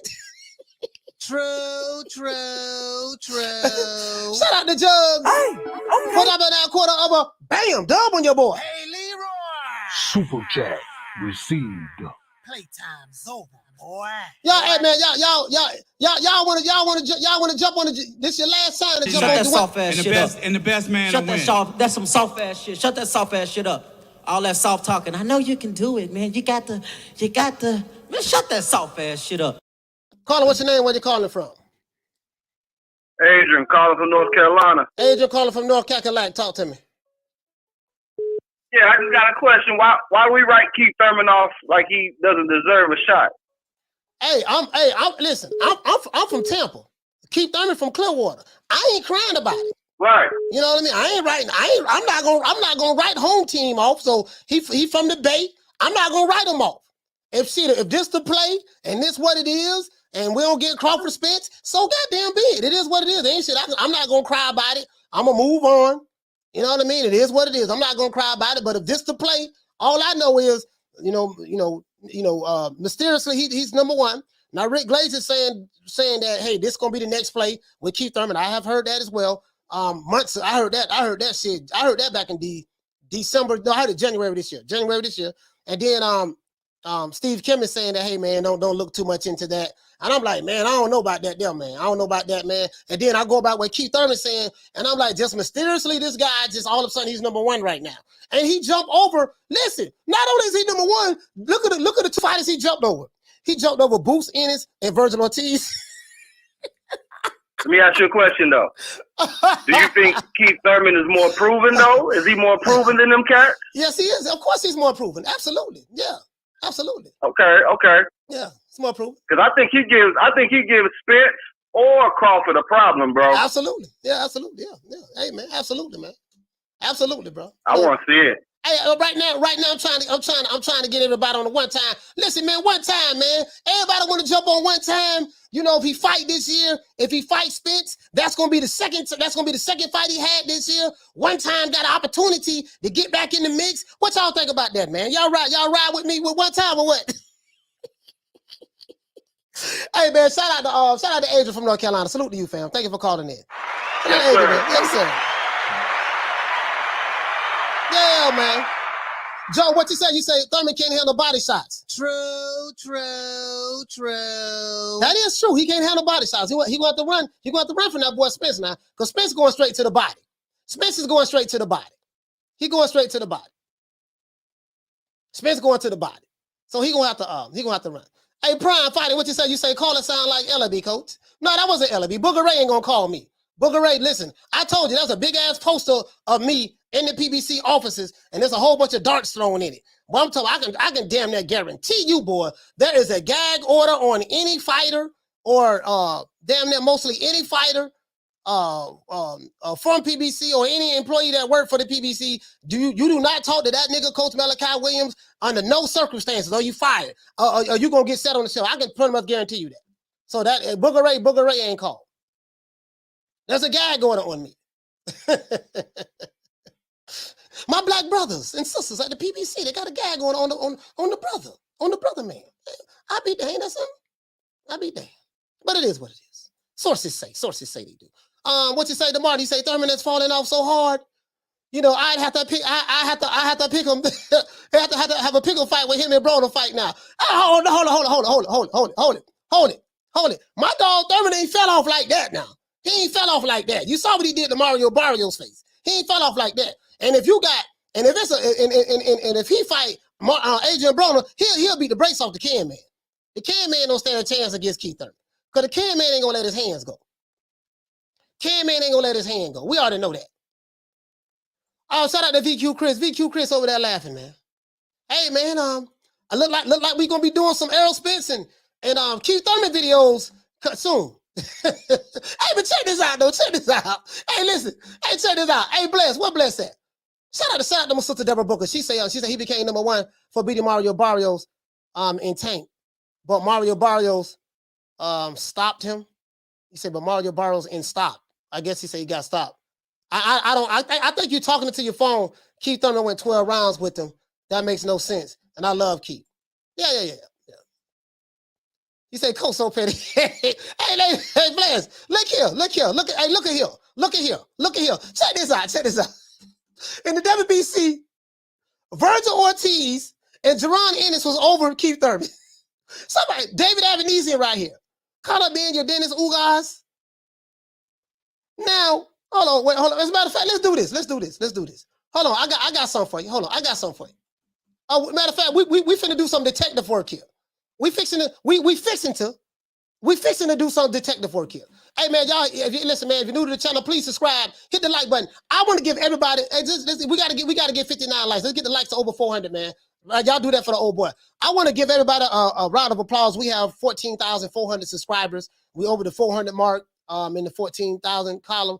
I want to thank everybody who've been rocking with the old boy, man. We're growing slowly but surely, man. We've been rocking 18 months. We are 14,400 subscribers, and it will pick up. As a matter of fact, I have a trajectory of what I see where we're gonna be at in a minute. By the end of the year, my goal is to get to 20. We're gonna see, can we make it? Let's see. Everybody, a round of applause. Mr. LDBC, what's up, baby? He say Spence Crawford and Thurman are at the tail end of their careers. Hey, look here, man. Look here. There will be listen, Mr. LDBC, and I know you're not doing this, but there will be no Keith one-time Thurman disrespect tolerated today. You know what I mean? We representing for my dog. He said PBC is the biggest problem. Frank upset. Jeffrey Sharp, you say I think Keith might be still. That's what I'm talking about, man. That's what I'm talking about. Man. You know what I'm gonna do? Fuck it. You know what I'm gonna do? Shit, I'm gonna take a page out of them boys from Texas playbook since they, since they love them some Spence because he from Dallas, Texas. They love Dallas Texas so much. All right, that's good. So what we gonna do? I'm gonna ride for the Florida boy. That's what I'm gonna do. Fuck it. I might as well. Shit. I might as well. Shout out to Lady Shan. Lady Shan, she having a drink. Check this out. I want to show y'all something. Hold on. I want to show y'all something. Fuck it. I want to show y'all something. This here, man. But this here. I'm finna show y'all something. This some funny shit. Let's do this. All right, let's do this. Rankings. All right. Okay, let's do this here, man. Is there a way that I can change the date on this? Let's see, can I change the date on this? Hold on, guys. I'm trying to do something. The old boy trying to do something. Is there a way I can go back in time?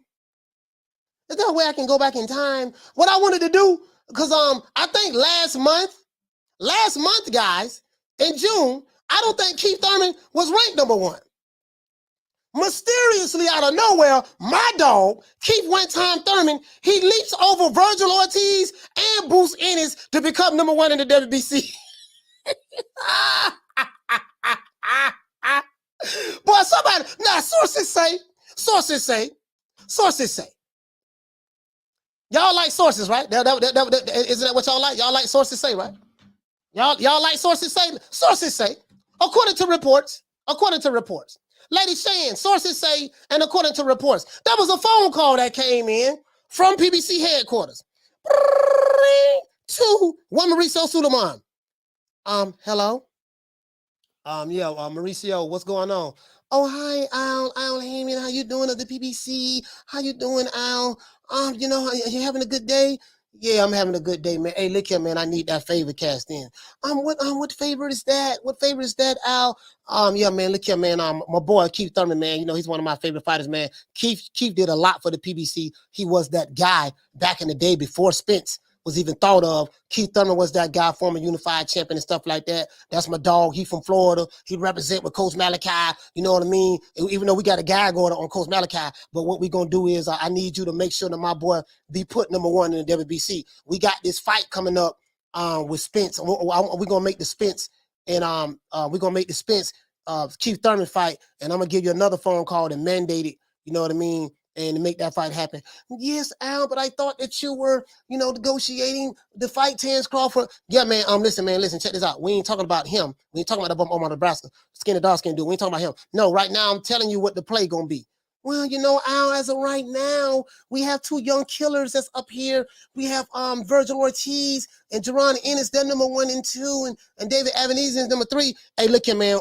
Those young jitterbugs, they ain't fought nobody, they ain't did nothing yet. What I need you to do, partner, I need you to make sure that Keith one time is #1.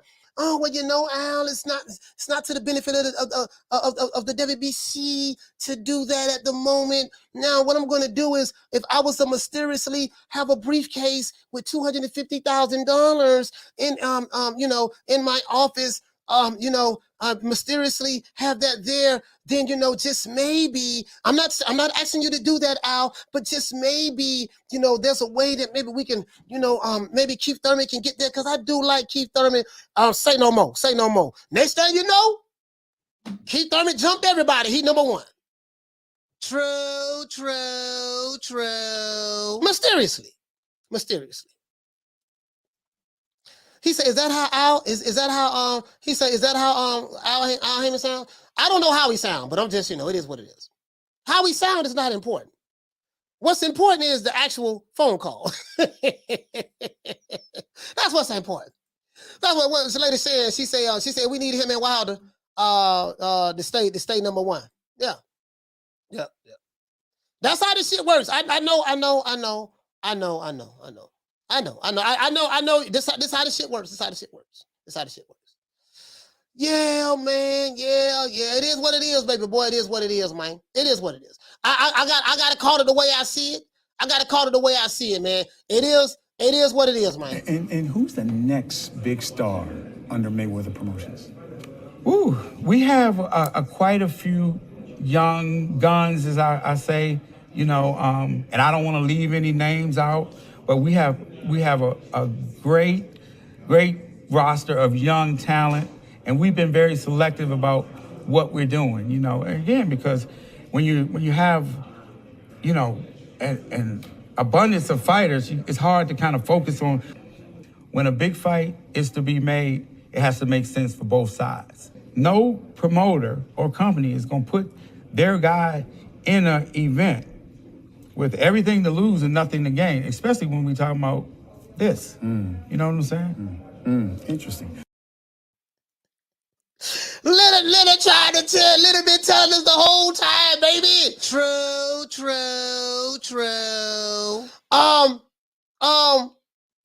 Boom. Yes, who is that? Who knocking on PBC headquarters door? Open up the door. Boom. Who is that? This Terrence Crawford.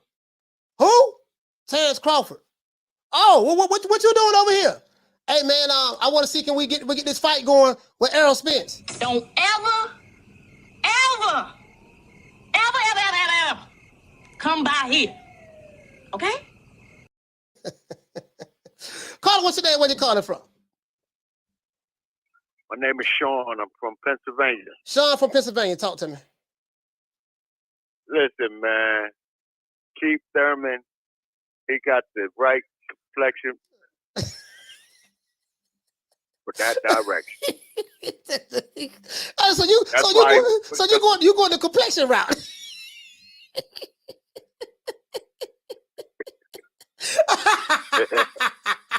So you going the complexion route. So what are you trying to say, my brother? Are you trying to say because one time is a light-skinned brother that this is why he might get snuck in through the back door? Is that what you're saying, my brother? Yes, that's exactly what I'm saying.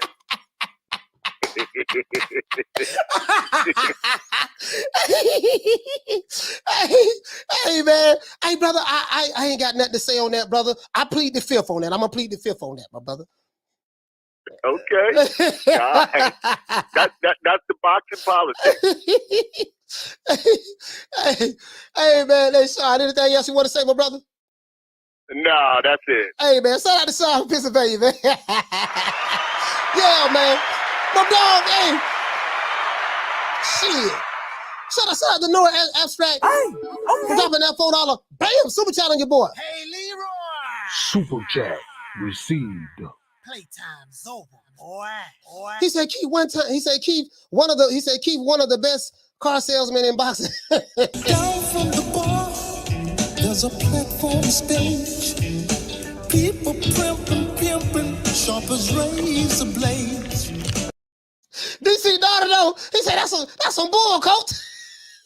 Hey man, look here, man. Keith one time Thurman. That's all I'm saying. Keith one time Thurman. He from the Bay. And I'm gonna ride with him. Like my dog Thug and D, he ride with Tank Davis. Like dudes from Dallas and Dallas, Texas, and dudes from the state of Texas, they ride with Errol Spence. Like dudes from Omaha, Nebraska, they ride with Terrence Crawford. Guess what? I'm riding with Keith Thurman. True. I'm riding with my dog one time. Guess why? Because he's from where I'm from. Fuck it. Everybody else doing it, I might as well do it. Fuck it. You know what I mean? Everybody else riding with their home team. I'm gonna ride with my home team. Ain't nothing wrong with that. If you can ride with yours, I'm gonna ride with mine. Of course I'm being facetious, but just role play, Shout out to Drumming for whole life. Put up in that quarter of a bam, dub on your boy. Hey, Leroy. Super chat received. Playtime's over, boy. He said, man, great show. Sharp as razor blades. Salute. Yes, sir. Salute the Drumming for life. Down from the bar, there's a platform stage. People pimping, sharp as razor blades. Oh man, I'm just saying, Shan. My brother Sean my brother Sean from Pennsylvania, he said Keith Thurman got the complexion for the protection, my brother. See, what you don't understand is this. Not only, brother, listen, and it's funny, because normally when you hear complexion for the protection, it normally is that, it's a white promoter and he's picking a white fighter over the black fighter because the white fighter has the complexion for the protection and stuff like that. But in this case, Keith Thurman, he's a brother man. Well, he's biracial, he's mixed, but that's okay. He's a brother. And he got the ponytail, he had a ponytail and stuff like that. And so now, Keith, one time, once upon a time, a long time ago, Thurman, he's back. And he's back, and he's ready to take over. He's ready to take back the crown in the welterweight division. Before there was an Errol Spence, there was a Keith one-time Thurman. Before there was an Errol Spence. Keith one-time Thurman was the king of the welterweight division. Not king, but Kang, K-A-N-G. And guess what? The king is back to take his throne. Y'all better get used to it. Telling you right now, y'all better get used to it. And what we gonna do, you gonna get used to it, and we gonna make Wakanda get used to it. All you Wakanda niggas online, y'all gonna get behind it because it's pro PBC, right? We gotta back the PBC. So I'm gonna join Wakanda, and we gonna back the PBC in this fight with Keith Thurman and Errol Spence. That's what we gonna do.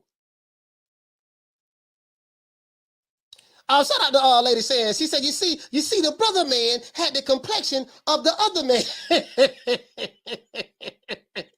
True. Oh, Wakanda man. Boy, Wakanda leaving right now. They leaving. They mad at the motherfucker right now, boy. Boy, you saw you take them narratives and flip it and give it right back to them. If you did not have a double standard, you wouldn't have one at all. You say, like it or not, Keith Thurman has a great resume, and his only loss is to a legend. Facts. True. Keith ain't lost for one fight. He lost to Manny Pacquiao.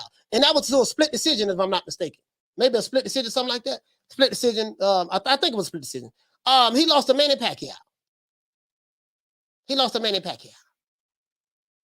And honestly, I had him winning that fight because he took over the second half of the fight. And straight right hands was catching Manny Pacquiao. In my opinion. You say if one time gets the shot first, I'm done. No, we're not done. We're gonna rally the troops behind the PBC. We gotta support the PBC. You see what I'm saying? We gotta support the PBC. We gotta support them because the brother man.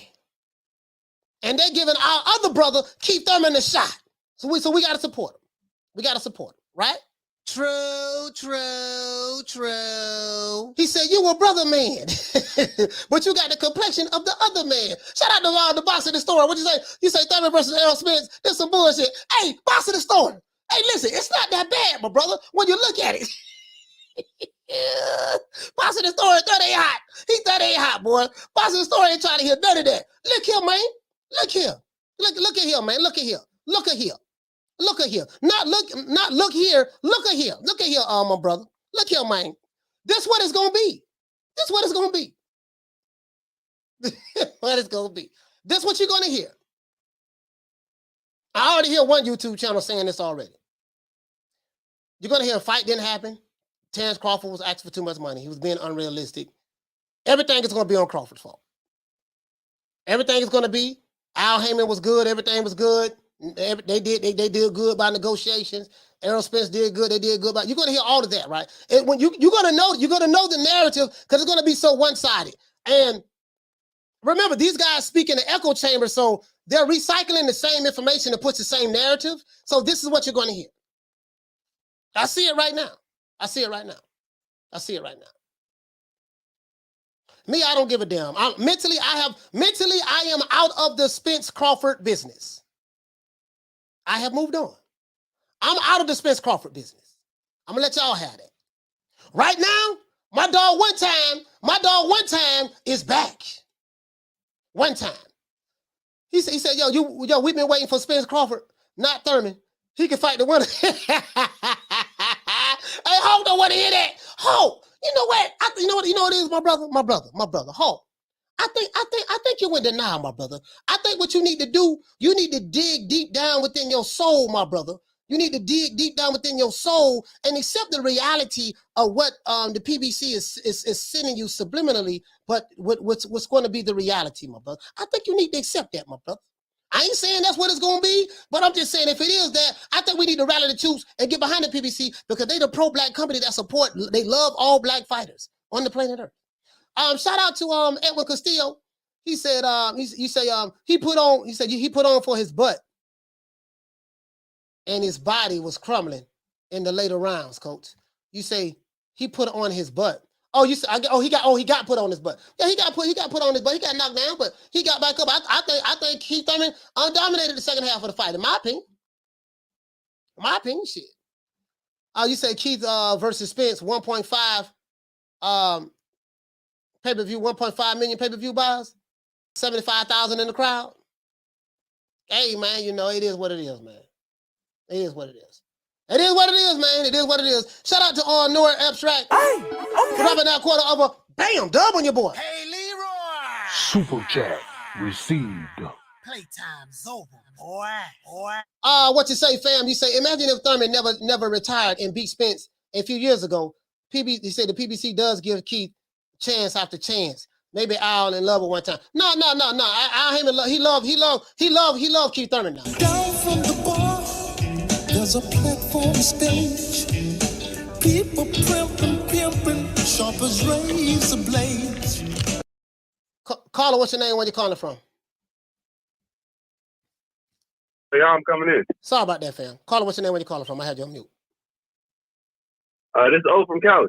O from Cali. Talk to me, fam. I'm still at work. Am I coming in good? You sound good. All right. Yeah, I just want to, before the Spence and Crawford talk is over, man, I'm just hoping this Thurman situation is just another ploy to try to get Crawford, to just come off his negotiations a little bit. Mm-hmm. And I do think Crawford has something to bring to the table. Like, he has leverage, and because he's former undefeated. You know what I'm saying? You could talk about the numbers, because I watched Blue Blood Sports, his video today, and he was basically saying Crawford, somewhere Crawford needs to, come up on his negotiations to make the fight happen. But I'm like, Spence, you going for undefeated for the first time. And I remember Blue Blood said, Devin Haney is chasing legacy instead of money. So I think that same narrative should be to Spence, like, hey, chase legacy. Forget about the money. You trying to become undisputed for the first time, and Crawford already been there.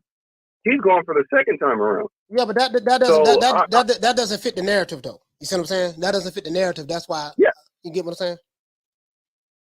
Yeah, and I like Blue, and I know he favors Spence a lot. A lot of those channels I watch, I consider myself LDBC, just because I know they all going for Spence, which I don't see it. I think this is a good fight to make, and I don't want to hear about Thurman. Like I've already heard about Crawford and Spence. You can't bring Thurman in after Thomas in this big fight. Hey man, why you don't want my dog one time to get a shot though? But dog, remember? Go ahead. Go ahead. No. Listen, well, I'm just saying, before there was an Errol Spence, Keith one-time Thurman was the man in the welterweight division.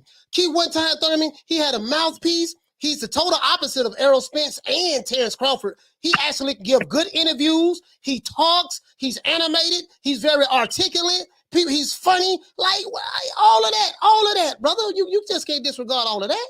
And look at his resume. He got a good resume in the welterweight division. Yeah, so he lost to Pac-Man. I thought that was a passing of the torch fight, and I think Thurman underperformed. And then when he came back after the layoff, I don't think he performed that well on his comeback fight. So I think Spence that's an easy fight for Spence. I mean, Thurman, it's a fight, everybody got a chance, but I think that's an easy fight for Spence. But you're not going to tell me about Spence and Crawford. Then we're going to switch to, Thurman and Spence. It's a downgrade. That's basically what it is. It's a downgrade. Well, it is what it is. So it is what it is. So if that fight don't happen, it doesn't matter. Again, for all you guys who may be making certain arguments about certain fighters, don't never talk money to me. I'm not talking about you, my brother. But when it comes to these fighters, right? Fact of the matter is, Errol Spence and Terrence Crawford, if you Google their names, their net worths, they got a net worth of damn near the same. I think one guy got a net worth of $9 million, another guy got a net worth of $8 million. So both of them are pretty much the same in net worth. So when y'all go to talking money talk to me, I don't want to hear the money talk because both of these guys have been getting paid. So it ain't about, and none of us get none of the money anyways, right? So let's put that aside. Who got the leverage or whatever the case may be? Spence got the leverage because he's with the PBC. But these same guys that'll tell me that I'm going to show you the double standard. The argument that I hear is... Yeah, I know Blue. No, hold on. I'm finna show you the double standard. I know Blue brought up the number. Yeah, I'm fixing to show you the double standard. The same guys who would say Crawford should take 30%. I heard one channel say 30%. He should take 130% because he ain't got but one belt. Were the same guys that were saying Deontay Wilder should get paid 50-50 against Anthony Joshua when Deontay Wilder only had one belt. Those same guys. True. So when it fits the narrative, they argue both sides of the coin. You can't beat these guys. You can't pin them down. I know you say you're LDBC, but you can't pin them down. They argue heads and tails. When it's a fighter that they don't like, that have one belt, he need to take 70-30. When it's a fighter that they do like, who have one belt versus the guy who have 3 belts, it need to be 50-50. Make it make sense to me. But anyways, shout out to O for I think the worst split. Yeah, last thing, I think the worst split it shouldn't be no worse than 60-40. Even though I think 55-45 is fair to me, but hey, I'm not the fighter. Yeah. But shout out to Crawford. I hope this fight works. I'm rooting for Crawford. I hope he wins, becomes 2-time undisputed champ in the 4-belt era. Amen. Yeah, hey, thank you so much, man. Shout out to my man O from Cali, man. He always call and have a good conversation. Shout out to O from Cali.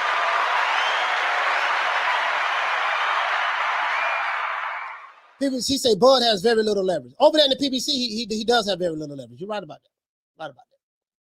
So my thing is, fight don't happen. Fuck it. Let's give me one time. I take one time. That's my homeboy from the Bay anyways. Fuck it. Shout out to Jaime Nieto. Hey, okay. Dropping that quarter of a bam dub on your boy. Hey, Leroy. Super chat received. Playtime's over, boy.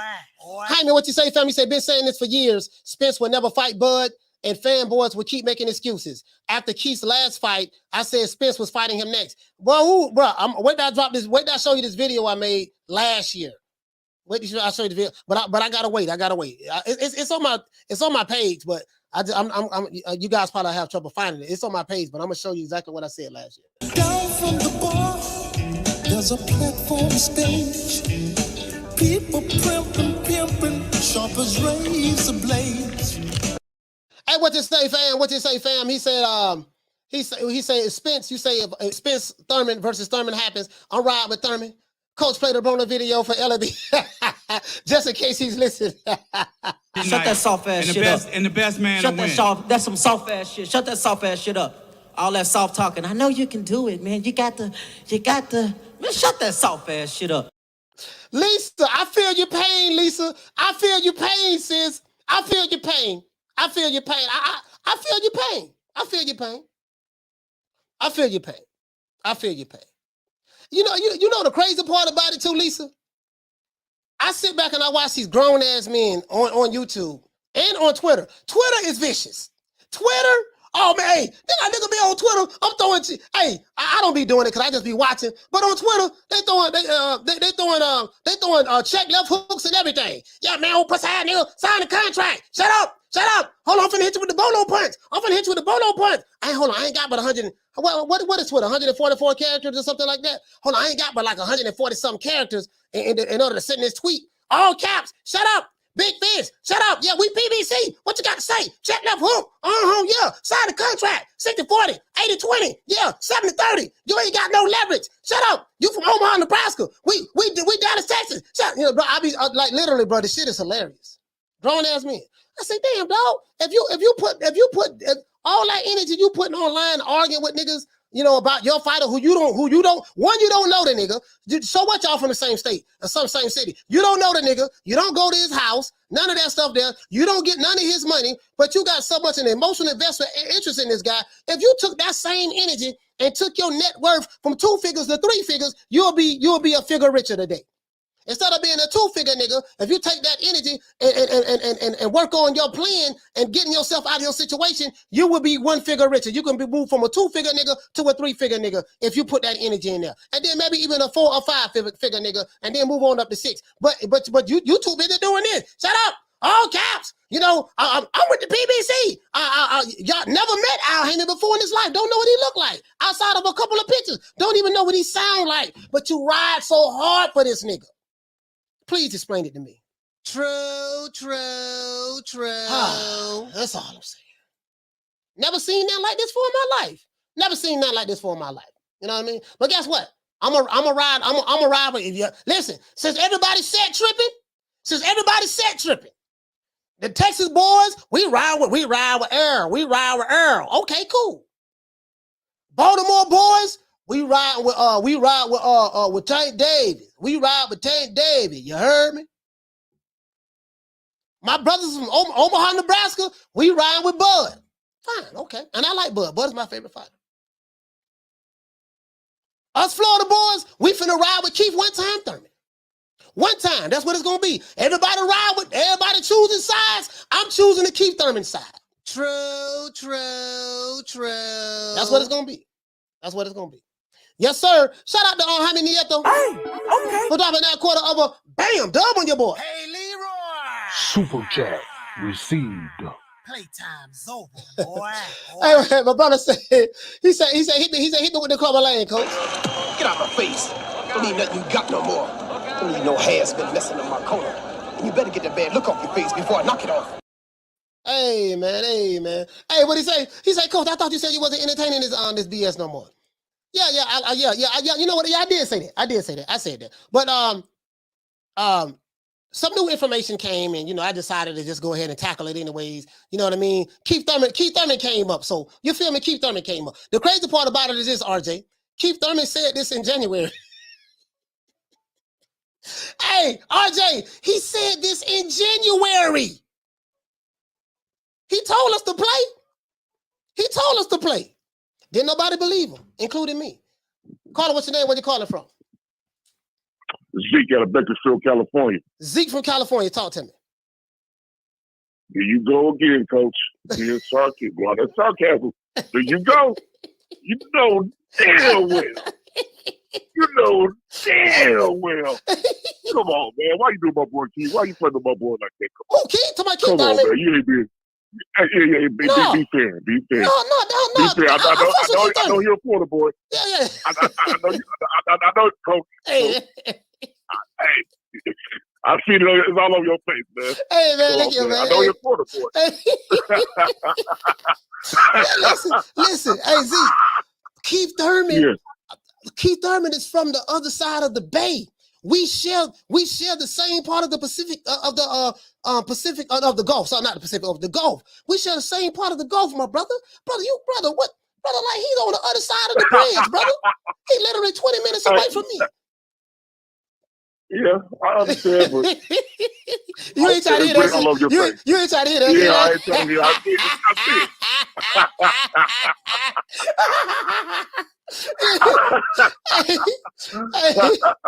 Hey, what else you got to say, my brother? What else you got to say? Oh, nothing, man. I'm just enjoying the show, man. Keep up with the good work, man. Yeah, man. I like that, man. You ain't showing no bias. Yeah. You know, you just straight clean, man. I like that. Yeah, I appreciate that, man. You have a good one, Coach. Yeah, thank you for the support, my brother. Salute to Z from Cali, man. Yes, sir. Yeah, man. Y'all get the like button, man. We're trying to get the likes over. We need 6 more likes to get over 400, man. That'll really help me out a lot. We need 6 more likes to get over 400. Oh, hey, what you say, Haymon? Haymon say, call Al, big. I'm in Houston, Texas, and I don't ride with Errol. He say, I don't ride with Errol, you know, because the way he moved. Oh, man. Look here, man. It is what it is, man. Whatever the PBC say, we got to ride with it, baby. We got to ride with it, especially if you're black. If you're black, we got to get on code, and whatever the PBC say, we got to get on that code. All of us, we got to unite, and if Keith Thurman going to be next to Spence, we got to get on code, and Terrence Crawford, you got 2 choices. You can either fight Virgil Ortiz or move up to the junior middleweight. You ain't going to get the Jamel Charlo fight. You can forget that because he's the PBC fighter. Al Haymon, you're going to go through the same situation up there. So either move up there, fight one of them boys, or retire and go into the Hall of Fame because you are a Hall of Famer. They already told you that when you went there. Those are your options. Down from the bar, there's a platform stage. People pimping, sharp as razor blades. Or you can go overseas, go to the UK and get some of them fights over there, man. Get some of those fights over there. You know what I mean? You can go over there and do that. You know what I mean? You're a free agent, so I don't know.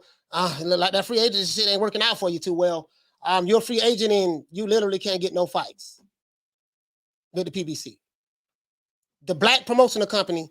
Yeah, Wakanda boy, yes sir. Anyways, I ain't worried about that. I'm not getting to that. All I'm saying is, I'm riding with Florida. You say, Coach, sources say that Thurman growing a ponytail back for the Spence fight. So he say, sources, Thurman hasn't been the same since he cut the ponytail and got married. That is true, but guess what? He back. He back. One time is back. And guess what? He was the king of the welterweight division. And guess what? The king of Zamunda has come back to reclaim his throne. The king of Zamunda has come back to reclaim his throne in the welterweight division. Literally. What about Rocky Marciano? Oh, there they go. There they go. Every time I start talking about boxing, a white man got to pull Rocky Marciano out their ass. That's the one. Rocky Marciano. Let me tell you something wonderful. Rocky Marciano was good, but compared to Joe Louis, Rocky Marciano ain't shit. He beat Joe Louis's ass. He said the WBC should order Ortiz versus Thurman. Hey man, look here, man. We don't want Thurman fighting no young killers.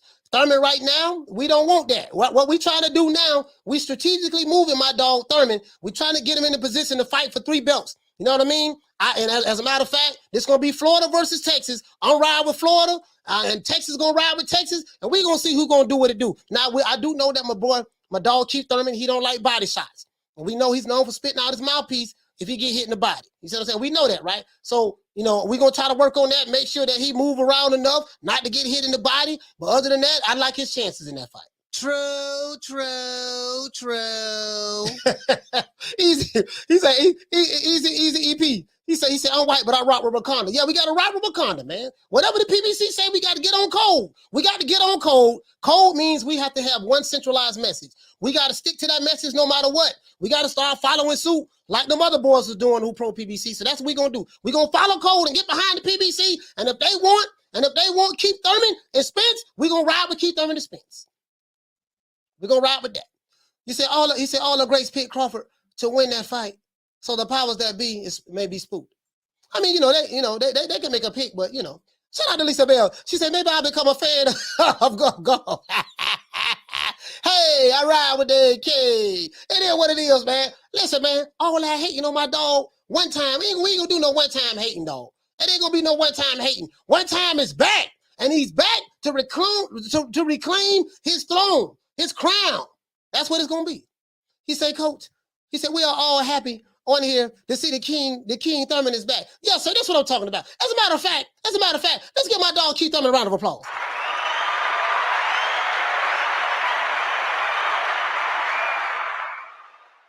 Let's give my dog Keith Thurman a round of applause, man. It is what it is. Shout out to Arlette. Arlette in the building? It's Arlette in the building. Shout out to Arlette. Arlette said, I love me some Keith Thurman. Thurman and Bud are my favorite fighters at welterweight. See, that's what I'm talking about. Arlette is with the old boy. We got Keith Thurman. She loved the Florida boy. You know what I mean? And she liked the boy from Omaha, Nebraska. That's cool. So that's good there, man. That's good. I got Arlette on my team. Anybody else? Throw your hands in the air and wave him like it just don't care. If you want to see Keith Thurman and Spence, everybody scream, oh yeah, oh yeah. Come on, man, come on. Hit it one time with me. Hit it one time with me. One time. Because that's what it's going to be. True. Whether you like it or not, that's what it's going to probably end up being. I can damn near promise you that.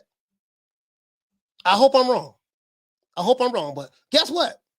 That's part of what it's going to be. Arlette. Oh, she's saying what's up, the lady saying. Shout out to Dr. Paul. He said a new media was recruiting for the darts team. Hey, he talking about darts. And you know what, man? All boys to the side, boy. I like darts. I was watching that shit on the zone. Boy, darts, I be watching darts on the low. You know what I mean? What you say? You say, just to make it clear, because you broke it down. So if the fight don't happen, it's Spence's fault. I ain't saying who fault it is. I let the other dude say that. All I'm saying is this is an opportunity, Sauce. This is an opportunity, my brother, for my dog one time to sneak in through the back door. Florida, stand up. This is one time for one time to sneak in the back door. And just think about it. If you think about it, it kind of makes sense. Keith Thurman is the more vocal fighter between the two fighters. Shit, watching Crawford and Spence do an interview is like watching paint dry on the wall. Unless you from Dallas, Texas. You from Dallas, Texas, they be like, oh, did you hear what he said? What he said? Man, I don't play on my cows and my chickens. Me and Yellow Beezy. Yada. And you see our fight way more exciting than Crawford. I'm like, bro, do you know both of these niggas is dead? When they talk, both of them niggas are dead. You do know that, right? You do. There's no personality with neither one of them. Like, what are you looking at? Well, I'm looking at it through I'm looking at it through my Dallas, Texas glasses. I said, oh, okay. Listen, let Keith Thurman get on in there. Let my dog one time get on in there. Florida versus Texas, and one time gonna sell the fight. He's very articulate. I know sources say, according to what the brother said in the chat, he's growing the ponytail back. I'm about to go to Clearwater. I ain't been to Clearwater in a minute, but I got to go to Clearwater. You know what I mean? See, can I run down on him? He growing the ponytail back. And he's going to be the king again. That's what it's going to be. Whether you like it or not.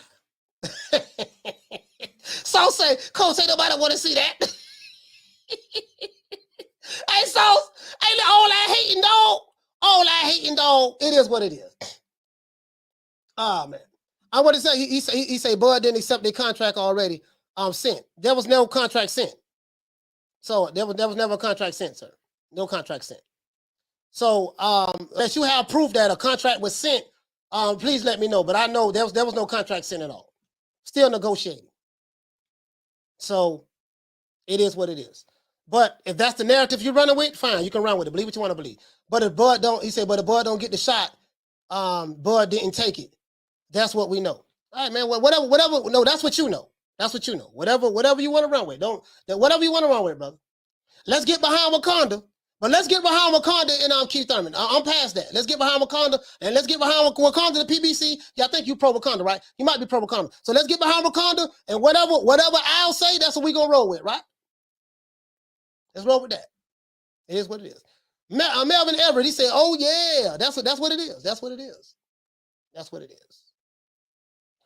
What you say? You say at one time, I could close out Cutthroat in 4 rounds.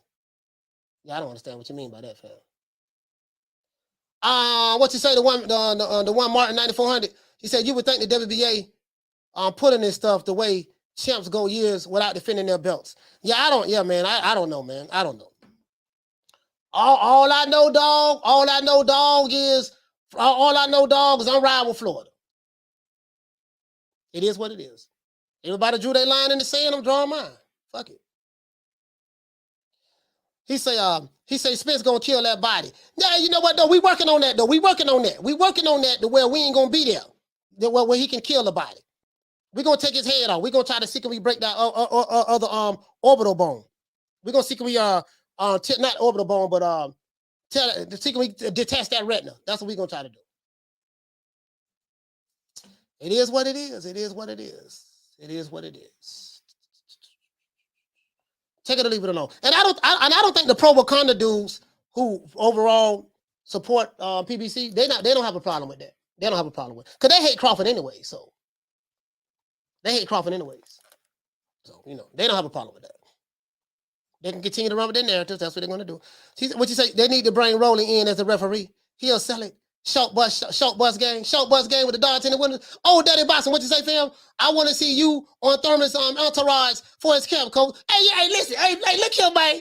Hey, old Daddy Boston.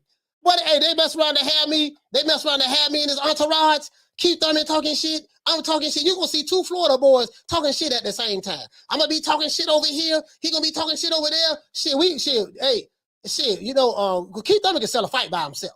We know that he can sell a fight by himself. So he don't need my help. Because Florida's very articulate. Got some articulate dudes here. Keep one time. You know what I mean? We talk a whole lot of shit. So he gonna talk some shit. You put him over there, goddamn it. We might can take it. We might can take it to 600,000-700,000.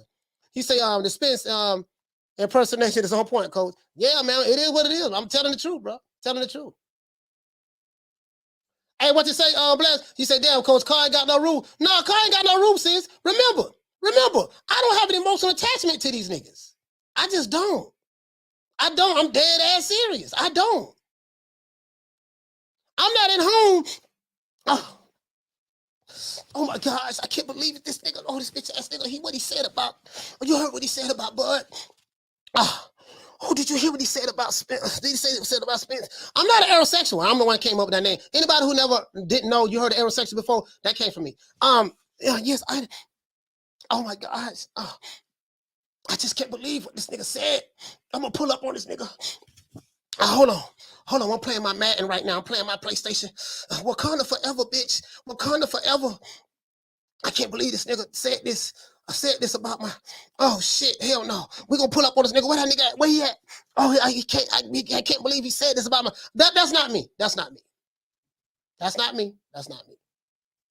I don't have an emotional attachment to Terrence Crawford nor Errol Spence. And Terrence Crawford is my favorite fighter. So if I don't have an emotional attachment to my favorite fighter, you know goddamn well I don't give a fuck about your favorite fighter. I don't. 48 years old, dog. My fanboy days is over with. I'm going to call it the way I see it. I'm going to piss people off on both sides. Don't make me no never mind. You know why I don't care if I piss people off on both sides? Because I'm on nobody's side. I'm on the side of boxing. And until you niggas get on the side of boxing, you always gonna have an emotional attachment to these niggas. I'm on the side of boxing. I don't ride dick for interviews. I don't kiss ass for interviews. I don't get no special favors. I don't get nothing on the back end. I'm not getting nothing on the front end. I'm not getting nothing on the side end. Listen, I'm the most hated YouTube channel on YouTube. So it is what it is, man. It is what it is. I'm just calling it the way I see it, dog. It's called the way I see it, dog. It is what it is. It is what it is. You know they don't like me, shit. He said, Wakanda forever, bitch. That's right. Wakanda forever. True. Hey, Wakanda forever. Wakanda forever. Look here, man. Hey, look here, man. Hey, that's why when they come over here, getting all emotional and shit. Oh, shit! That's my boy, Punk! Hey, when they come over here all emotional, but they fight a bap. Man, get your bitch ass off out here, nigga. Get your ass away from here, man. This ain't the channel for you, dog. This ain't the channel for you. Yeah, this ain't the channel for you. I'm not with that emotional shit when it comes to these fighters. Don't none of these niggas impress me. None of them. None of them. Marvin Hagler impressed me. Salvador Sanchez impressed me. Sugar Ray Robinson impressed me. You know what I mean? Roy Jones Jr. impressed me in the Florida boy. My main man, Pernell Whitaker. Azuma Nelson. Wilfredo Gomez, like that's where I'm at. This modern day shit, it's some dudes I like. My favorite fighter, Crawford. One of my favorite young fighters is Shakur Stevenson. One of my favorite fighters is Canelo Alvarez. Favorite heavyweight, Anthony Joshua. And now, Alexander Usyk. Love Usyk. Capricorn like me. Born same day. Guess what? I'm not shedding no tear for these niggas. None of them. You want to know why? Because I don't have an emotional attachment to them. I'm a fan of the sport of boxing.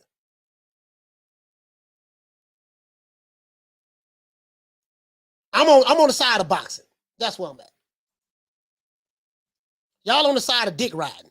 I'm on the side of boxing. When I say y'all, I'm not talking about everybody in the chat. I'm talking about those who if you throw a rock in a pack of dogs, it's a hit dog that hollers. If you're getting offended by what I'm saying, you the nigga I'm talking about.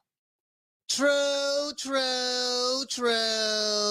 Oh, shout out to all that. You say there are a couple of these fighters. All right, they for free code. God damn, Arlette, what you be saying? So why I put this on the screen? God damn. Man, Arlette, man. God damn, Arlette. Caller, what's your name? Where you calling from? Joseph Dan, Omaha, Nebraska. Joseph from Omaha, talk to me. Just calling to say great show. Just got off work. Yes, sir. Heard everything from Rick Blazer and Steve Tim. Yes, sir. And I agree 100% with Rick Blazer about trying to pressure out fighters and everything. Mm. And the first time I seen that was through Dana White with the UFC. Mm. And he would do that like through the media and everything with fighters to, pressure them to sign contracts on, whatewhatever they didn't want to sign. So, but that's it. Yeah, you know what? Hey, Joseph, you're right about that. I looked at it that way too. They're probably like, look, we got this Keith Thurman option. If you really want to become undisputed, they're trying to squeeze him because he don't have any leverage. Crawford doesn't have any leverage at all, right? And they're going to treat him. Yep, I agree. And the crazy part about it is this. So this blows up that.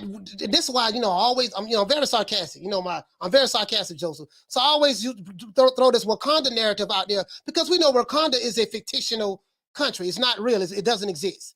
It doesn't exist. So what I'm saying, people who have the Wakanda narrative, they believe in something fictional that doesn't exist as it relates to the PBC.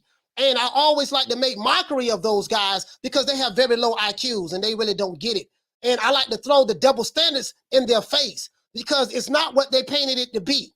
You get what I'm saying? So this is what's going on with Crawford. They're trying to squeeze him, whatever the case may be. He don't have any leverage. And then you got guys who at home playing PlayStations all day trying to tell multimillionaires what they should and shouldn't do. But go ahead. Sorry about that. Sorry to interrupt you, but it was like that before the fight. Yeah. and it's before he even had the chance to negotiate, it's going to be during and it's going to be after. So it is what it is. It is if it doesn't happen. But salute, Coach. Thanks. Love the show. Yes, sir. Shout out to Joseph, man. Omaha, Nebraska. It is what it is, man. It is what it is.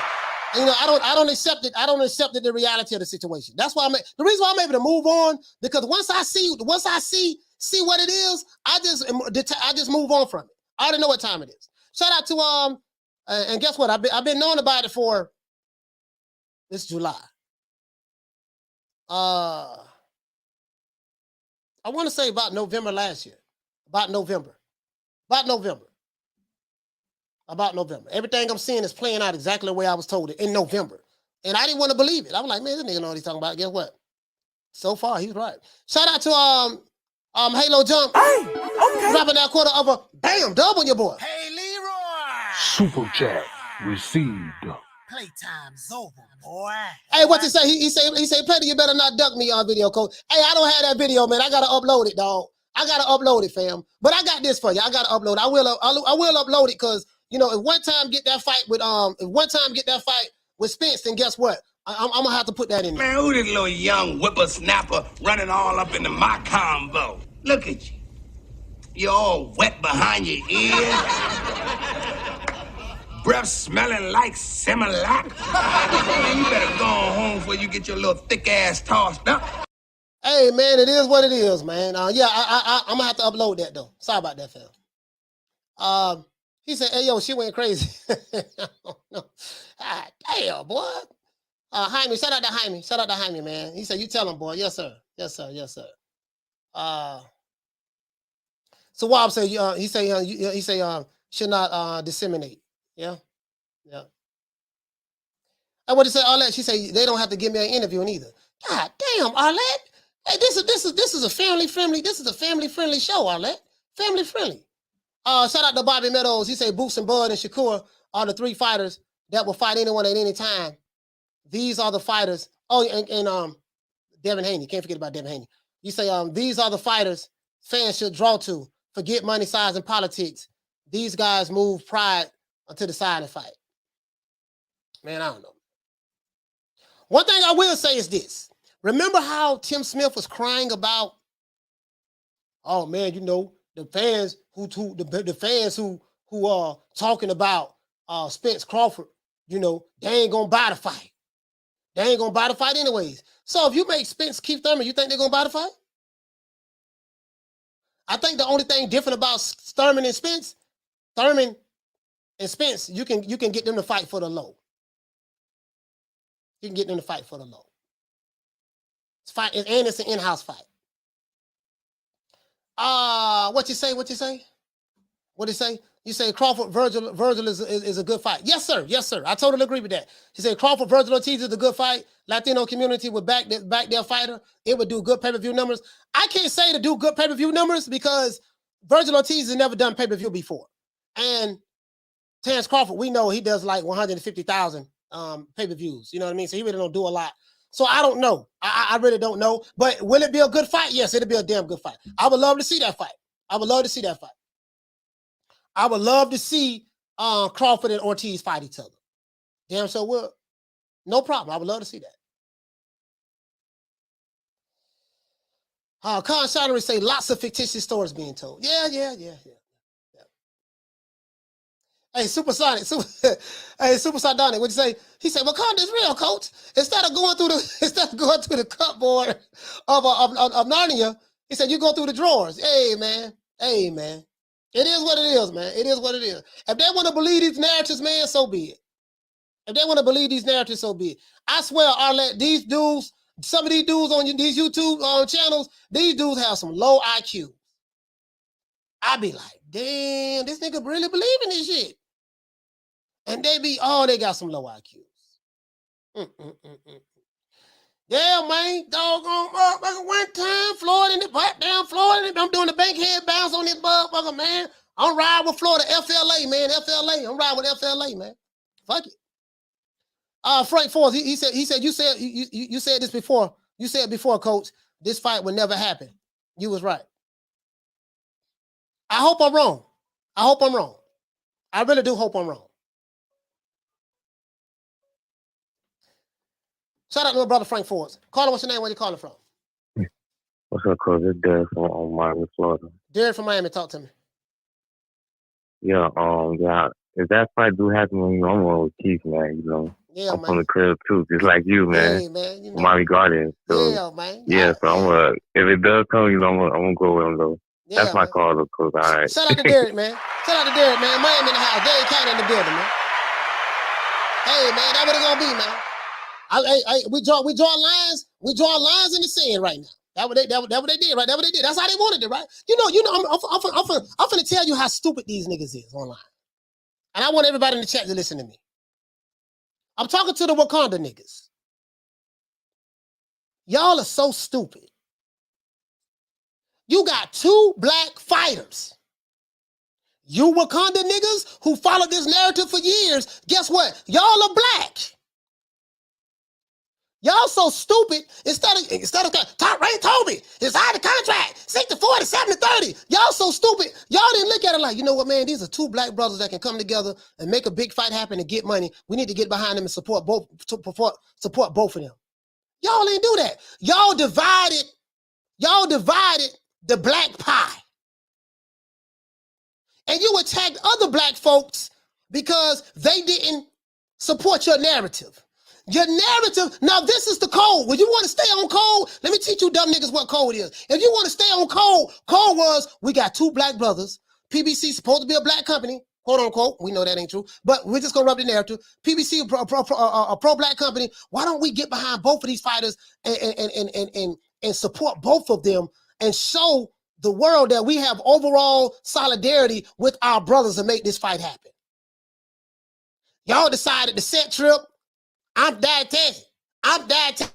Big, cap. Call out. Y'all decided to do that shit. Top rated Toby. He on the wrong side of the street. Y'all decided to do that shit. And y'all divided the black community in boxing. True. I came along and saw that shit. And I went to war with every last one of them. Last year. I received death threats, all kind of shit, crazy emails. I didn't give a fuck. I did not relent. I did not back down. And I stand on my square right now today. I've lightened up. I don't back up off of them boys. I'm done. I don't back up off of them boys. I'm done. Right? But, and you know the crazy part about it? Since the beginning of time, and I got to talk like this because I got to come down to your level. Because I'm a very articulate individual. And I can have high IQ type conversations. I'm a very smart guy. I got a GED, but I'm a self-educated individual. I'm a very smart guy. Very intelligent. Read 1 million books, can speak very well, very articulate, all of that shit. So when I start saying niggas and all that shit there, I'm coming down to the nigga level. You dumbass niggas divided the entire black boxing community. Last time I checked, Errol Spence and Terrence Crawford were black. And you niggas divided it because one nigga was from Dallas, Texas, and the other dude was from Omaha, Nebraska. One dude was with a promotional company called Top Rank, and another dude was with a advisory company by the name of the PBC. And you did it for only the selfish reasons that, you know what, man, this nigga don't want to give us no interview. And now we are here today. Same shit, ain't nothing changed. True. Or let's say ignorance at its highest. Yes, exactly. So when y'all see me talking like this, Arlette, when you see me talking like this, Blood, understand that I don't mean any disrespect to no one in the chat. I'm talking to a specific group of niggas. I call you niggas because you are nothing but niggas. I can't even call you brothers. Fact of the matter is, since the beginning of time, niggas have always been against each other. There has never been a time in history where you had niggas that got along and came together. Niggas have always been at war with each other, always been at odds with each other. We have even sold each other into slavery over the years. This is facts. Nothing is going to change. Niggas be online arguing about, I'm from Dallas, Texas. You don't own shit in Dallas, Texas.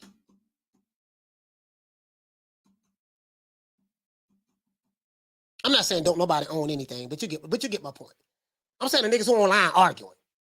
They don't own shit. You don't own no property. You don't even know how to spell property tax. You don't own shit. You don't even control the community that you live in. It is what it is. I call it the way I see it. I call it the way I see it. There has never been a time in history that niggas have gotten along on the planet. Never. And shit ain't gonna change. And shit ain't gonna change. So y'all better get used to, if you fuck around and see my dog from Florida one time, and I don't draw my line in the sand, fuck it. If the niggas don't want to unite, let's segregate. You know what? You niggas is so dumb. You segregated the black boxing community.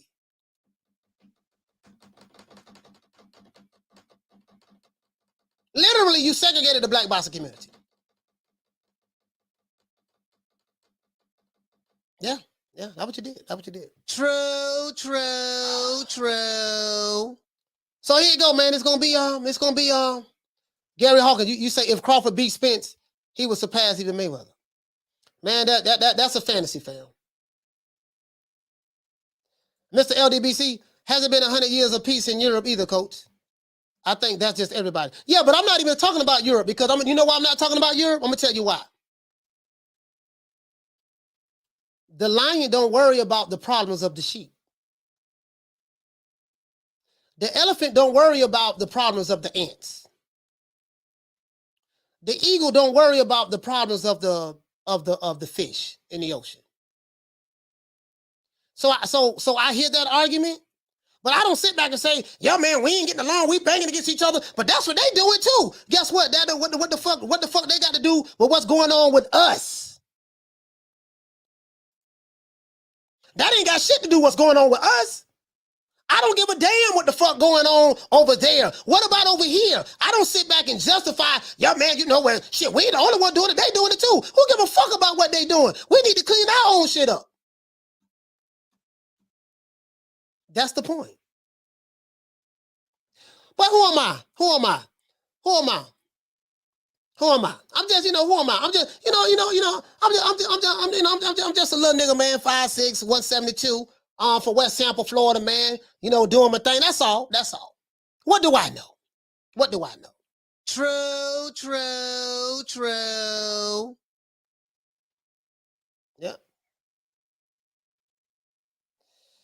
Yep, he say, is it a sensitivity to disrespect thing?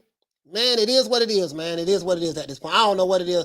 All I know, man, I know what I seen. I know what I seen when I came into the community, and I can tell you 18 months later, ain't shit changed. It's the same shit. Same shit, same toilet. Not same shit, different toilet. It's the same shit, same toilet. Nothing has changed.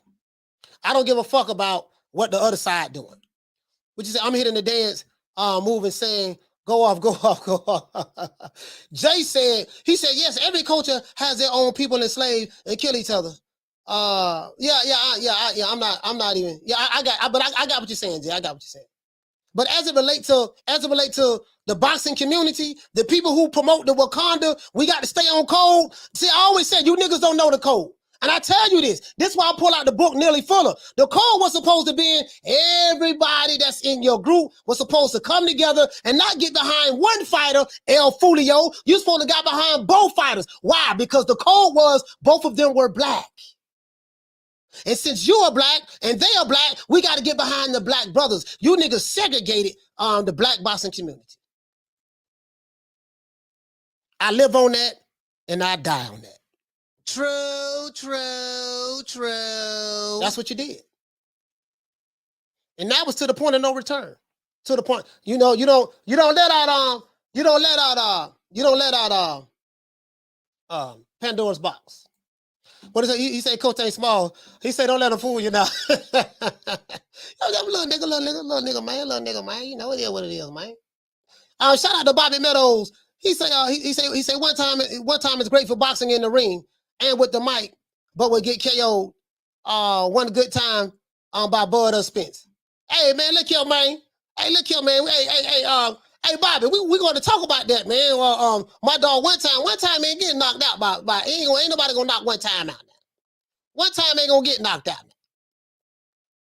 One time ain't gonna get knocked out. Not my dog now. I can't roll with that. But I feel you though. You say, Coach, one time better triple OG, them guts. OG, double OG, triple OG, quadruple OG. Hey, I know you don't smoke weed. I know this. But I'm gonna get you high today. Cause it's Friday, you ain't got no job, and you ain't got shit to do. Yeah, man, we don't play, man. We don't play, man. It is what it is, man. One thing about me, dog, I'm not gonna push no narrative. And I tell you guys time and time again, I'm not gonna push no narrative. I don't do this for interviews, because a lot of these fighters have egos and they think a nigga gotta ride their dick to get an interview. Fuck them. And I mean that.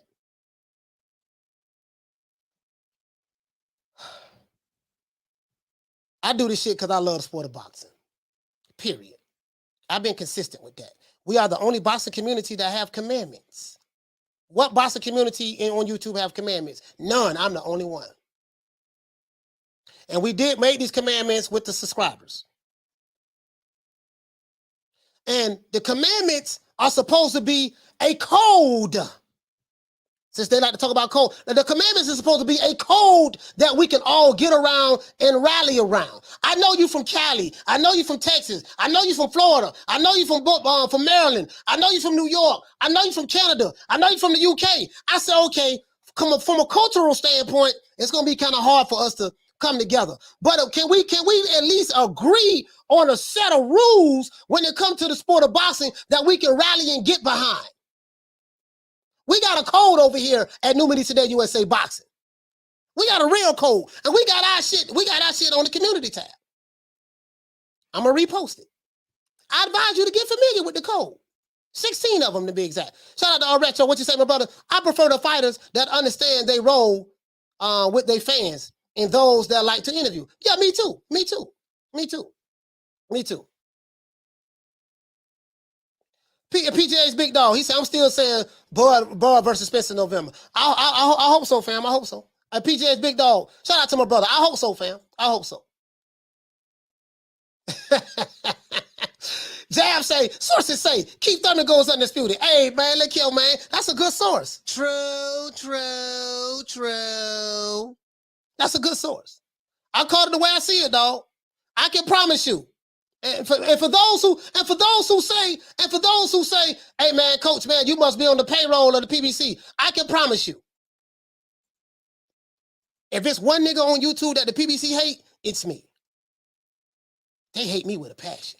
I can promise you that. Their fighters hate me with a passion.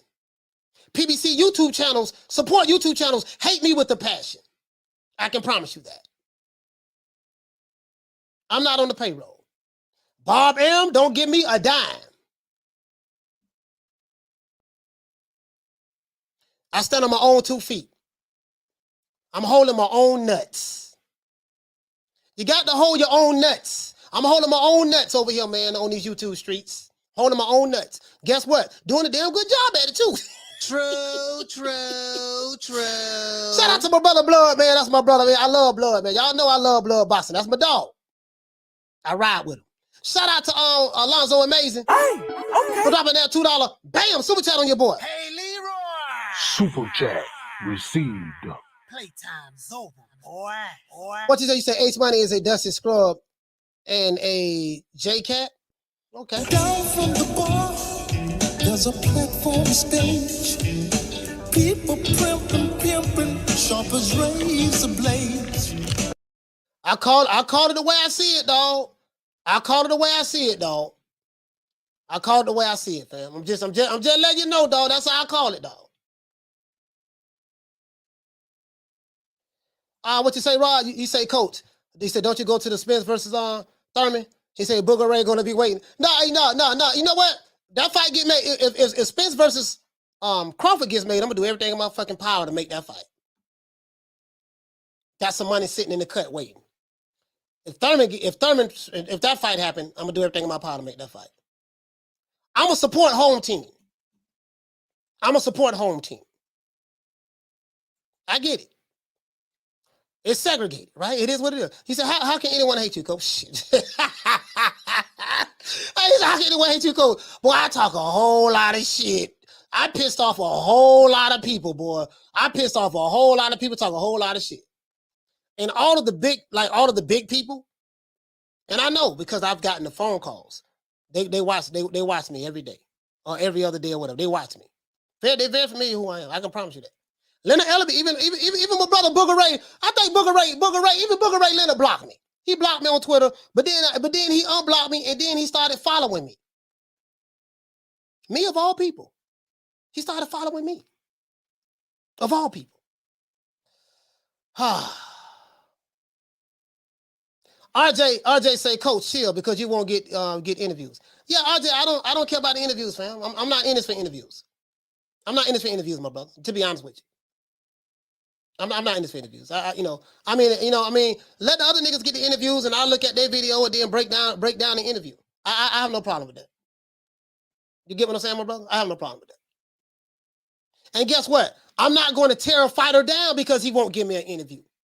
I'm not going to say, oh, man, he don't want to give me no interview. He ranked Toby. He signed to the wrong promotion company. I'm not going to do that because I love the sport of boxing more than I love a particular fighter. You niggas don't understand that. When you love the sport of boxing more than you love a fighter, you will never get upset because the fighter won't give you an interview.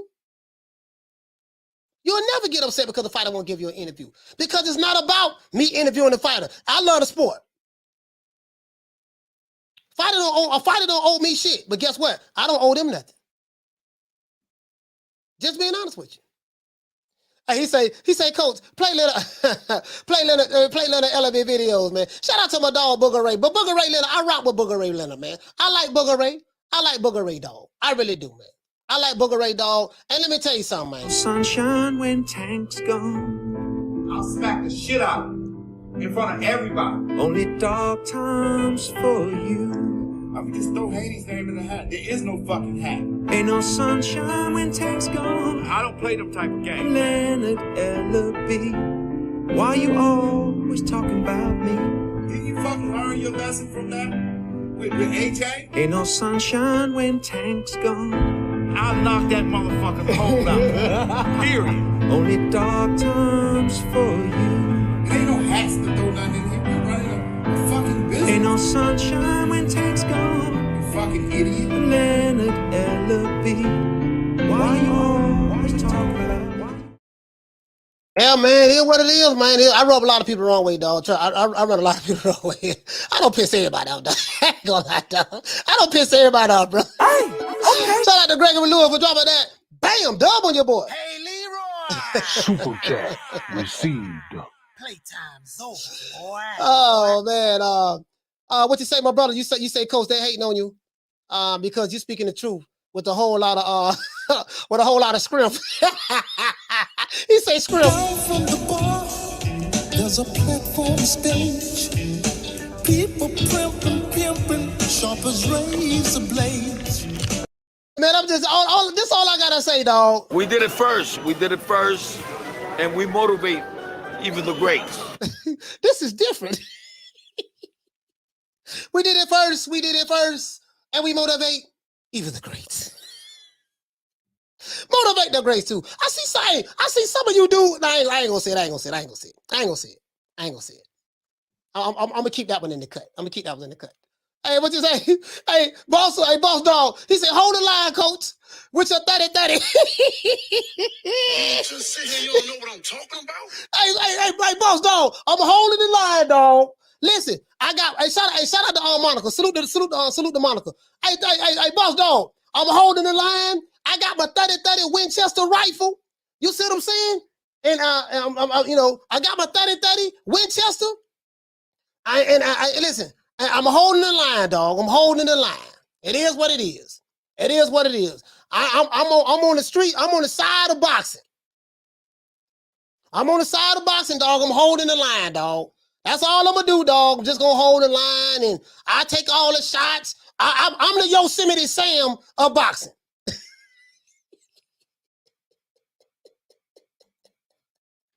You just sit here, you don't know what I'm talking about. Hey, blood, you know that? True. I am the Yosemite Sam of the YTBC. He said Mike Tyson and Miss Green street fight would have been picked up by a camera phone. Hey,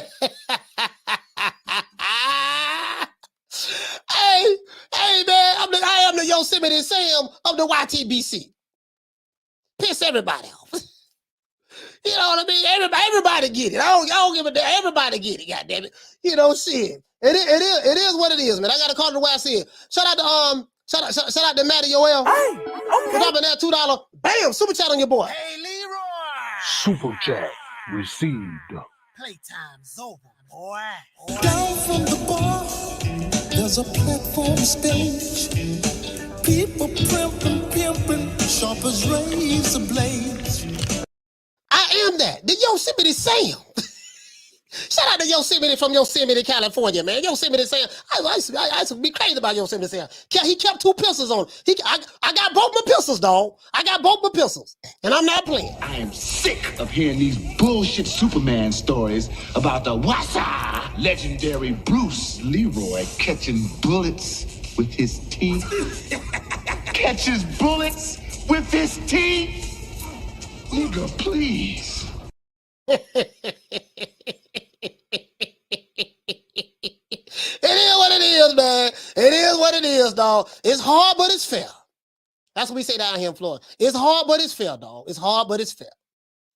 It's hard, but it's fair, dog. It is what it is. It comes with the territory. You got to be built for this shit. I'm built for it. I'm built for it, dog. I'm built for it. I don't give a fuck. I don't care. It is what it is, dog. He said, I'm the meanest, roughest, toughest hombre that ever crossed the Rio Grande. he said, I ain't no namby-bamby dog, man. Yosemite Sam, man. Shut up. Hey, let's give Yosemite Sam a round of applause.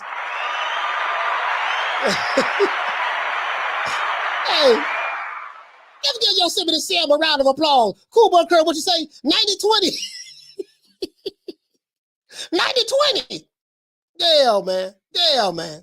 Yeah, it is what it is, dog. It is what it is, man. Yosemite Sam with this shit, dog. It is what it is. I'm hunting wabbits. It's wabbit season and duck season. I'm hunting both of them. Don't matter who it is. When you take the position of boxing, you're going to offend some people. When you don't put certain narratives, you're going to offend some people. When you come on the scene like I did, and you're the minority, and those other guys are the majority, you're going to offend some people. That's just what it is. That's just what it is. And again, I'm done. I don't tap that. I'm done. I think I proven my point, what I was getting at. But, bro, I'm not, all jokes aside, guys, it's very, very disheartening. It's very disheartening. You had that motherfucker right here in your hands. You had it right here in your hands. And you niggas went to set tripping, dividing black fan bases. While saying that you were staying on code. When literally you was doing the opposite of what the code is. True. Am I lying, blood? Shout out to my brother Retro Boxing and Documentary. Am I lying, fam? Me and my brother talk about this on the phone, too. He said, Yosemite Sam was a badass cowboy. Dumb as rocks, though.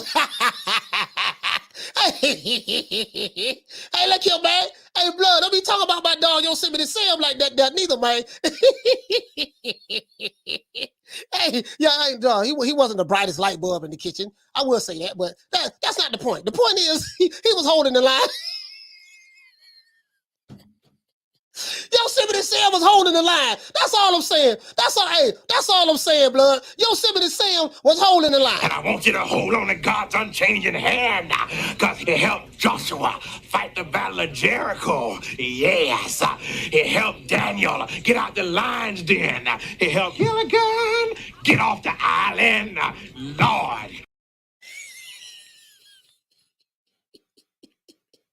And I want to, hey, for all my boxing fans, for all of those who love the sport of boxing, and you getting tired of this shit, you getting tired of the niggas splaining, you get tired of the set tripping, you get tired of the contract talks, the wrong side of the street, 60-40, 70-30, 80-20, take whatever we give you. Top Rank told me, if you're tired of that shit and just want to see some good fights, shout out to Hulk, Gary Hulk, for dropping that $2. Bam, super chat on your boy. Hey, Leroy. Super chat received. Playtime's over, boy. Down from the bar, there's a platform stage. People pimping, sharp as razor blades. If you tired of all of that bullshit and you want to get on the side of the boxing and you just about to give up, I want you to hold on, to the boxing God's unchanging hands, because he helped Muhammad Ali, become undisputed. Yes, he helped Larry Holmes, beat Jerry Clooney's ass, he helped Gilligan, get off the island. Lord, hold on to the boxing God's unchanging hands. True. It'll get back right in the future. It'll get back right. Boxing has a way of working itself out. It'll get back right. Just right now, we going through a dark period with a bunch of ignorant niggas online and stuff like that. It's going through a dark period right now, but it'll get back right. It'll get back right. Just hold on, to God's unchanging hands, Just hold on. It'll get back right. He say Spence must have sent a contract like $500. Hey, man, it is what it is, man. It is what it is, man. It is what it is.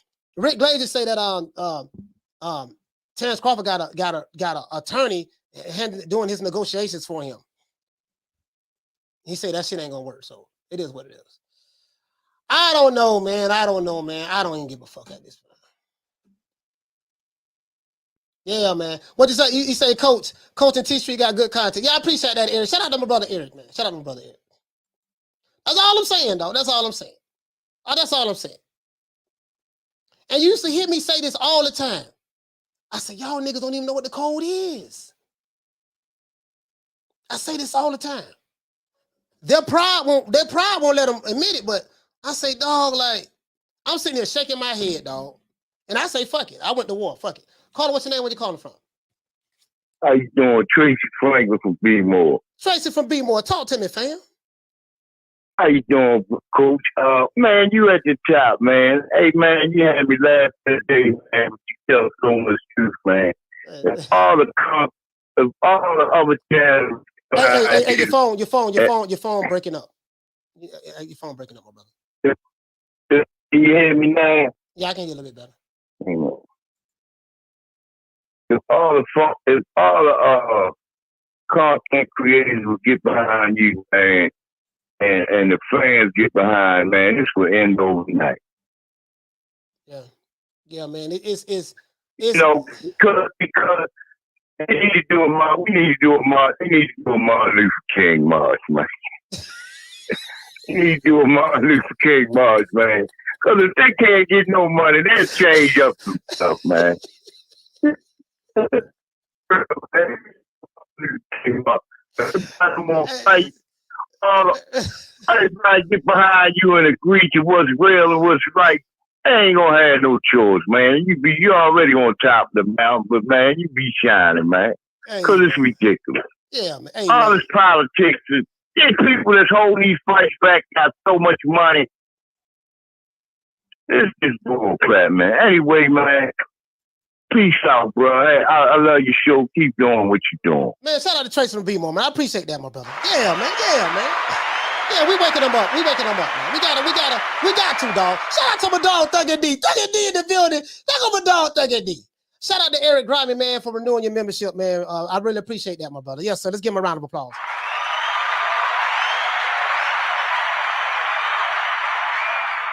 whatever Tracy will be more say. He said, man, fuck it, man. We got to do a march or a protest. We got to march, protest. That's what we got to do. We got this, niggas in America. We good at march. We good for marching now. We good for marching. So let's go ahead and march. I'm gonna tell you like my cousin told me. He said, man, shit. Don't nothing come out of marching. Only thing you're gonna get out of marching is some big ass legs. Anybody with that marching shit? No, we got the march, dog. We got the march. We got the protest. We got to have our picket signs. And you know what it is? This is a Black Lives Matter moment. We need to get with Black Lives Matter, the organization that's backed by white folks. We need to get with them, and we need to bust in a whole bunch of people, and we got to picket outside of the PBC. And what we gonna do? We gonna say, listen, all black fighters' lives matter, and you're gonna have to make these fights that we want, and we just gonna pick it, and we gonna sit outside of the PBC office, and this is what we got to do. And we got to get on code. What you niggas failed to realize, the code was support all of the black fighters. Not just the ones who give you interviews, not just the one that's from Dallas, Texas, not just the one that's from your state. Get behind all of them. That was the code. You segregated the black boxing community. That's what you did. Your pride and ego won't tell you that. But that's what you did. And I'm not saying any names, but your pride and ego won't tell you that, but that's exactly what you did. Pandora, listen, the genie has been let out of the bottle. Guess what? It ain't gonna put that, it ain't going back in no time soon. But it's gonna work itself out, though. It's gonna work itself out. It's gonna work itself out. It's gonna work itself out, blood. I can promise you that. It's gonna work itself out. It's gonna work itself out. Shout out to Jonathan. You say that would actually make them notice, but it's hot outside, coach. Hey, look here, man. Look here. See, this is the problem, brother. You saying it's hot outside. We gotta make sacrifices, brother. We have to make sacrifices. If we want to change, if you want to be the change that you are looking for, you have to make sacrifices, brother. If you ain't willing to make sacrifices in order to be the change that you want to see, it ain't gonna never change, my brother. Tighten up, man. True. Get your picket signs. Let's march and protest. And let's get on code, the real code.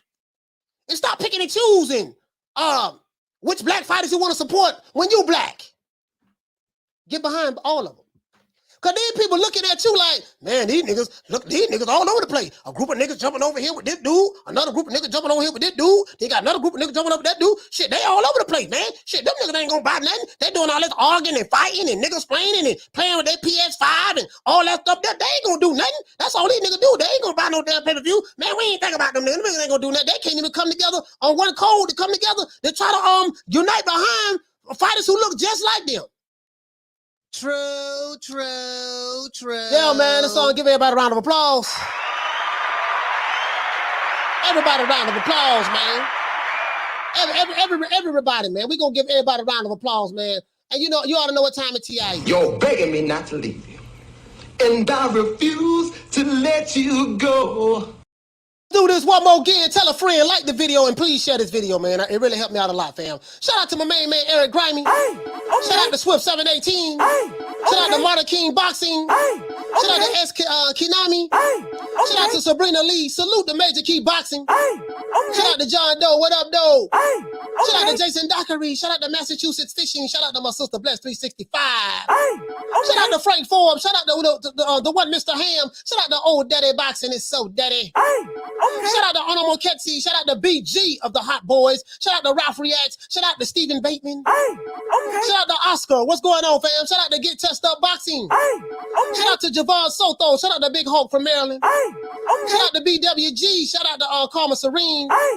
Shout out to my brother Damian Bennett. Shout out to my main man Mark Nash from the ATL. Shout out to hashtag BWON. Shout out to Lady Shan.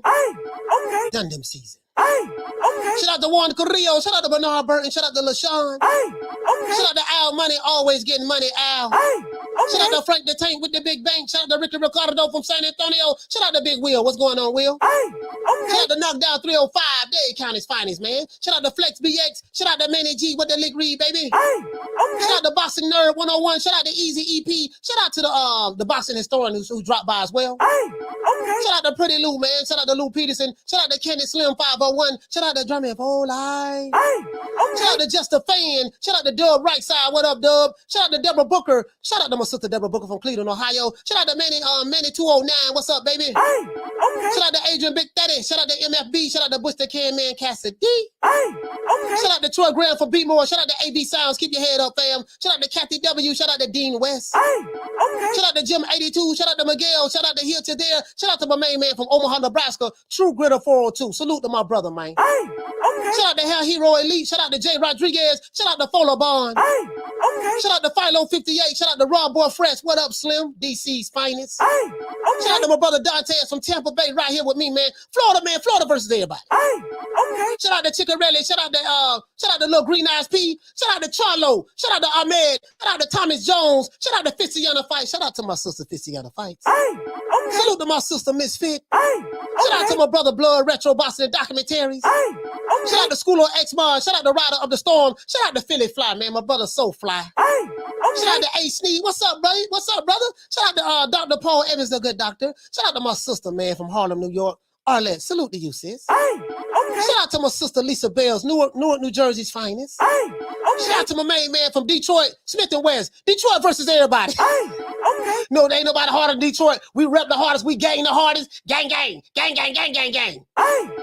Shout out to Punch Perfect Boxing, man. It is what it is, man. You know, much love, man. Tell a friend, tell a friend. We'll be back on tomorrow, 3 o'clock Eastern Standard Time. You know how we do it. We the hottest daytime boxing podcast on YouTube. We bring the energy, we bring the funk, we make it do what it do, and I do it dolo, all by myself, and we're going to do it all over again tomorrow. You know what time it TI is, man. As a matter of fact, let's do this, man, OG style.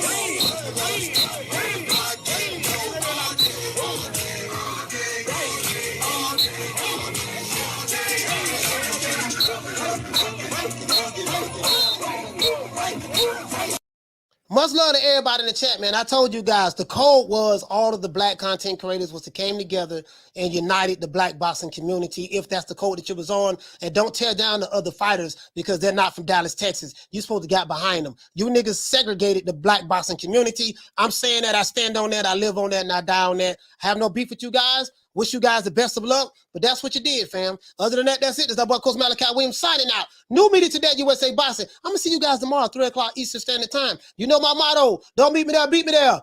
Peace. Man, I'm out of here, bro. Let's go. Come on.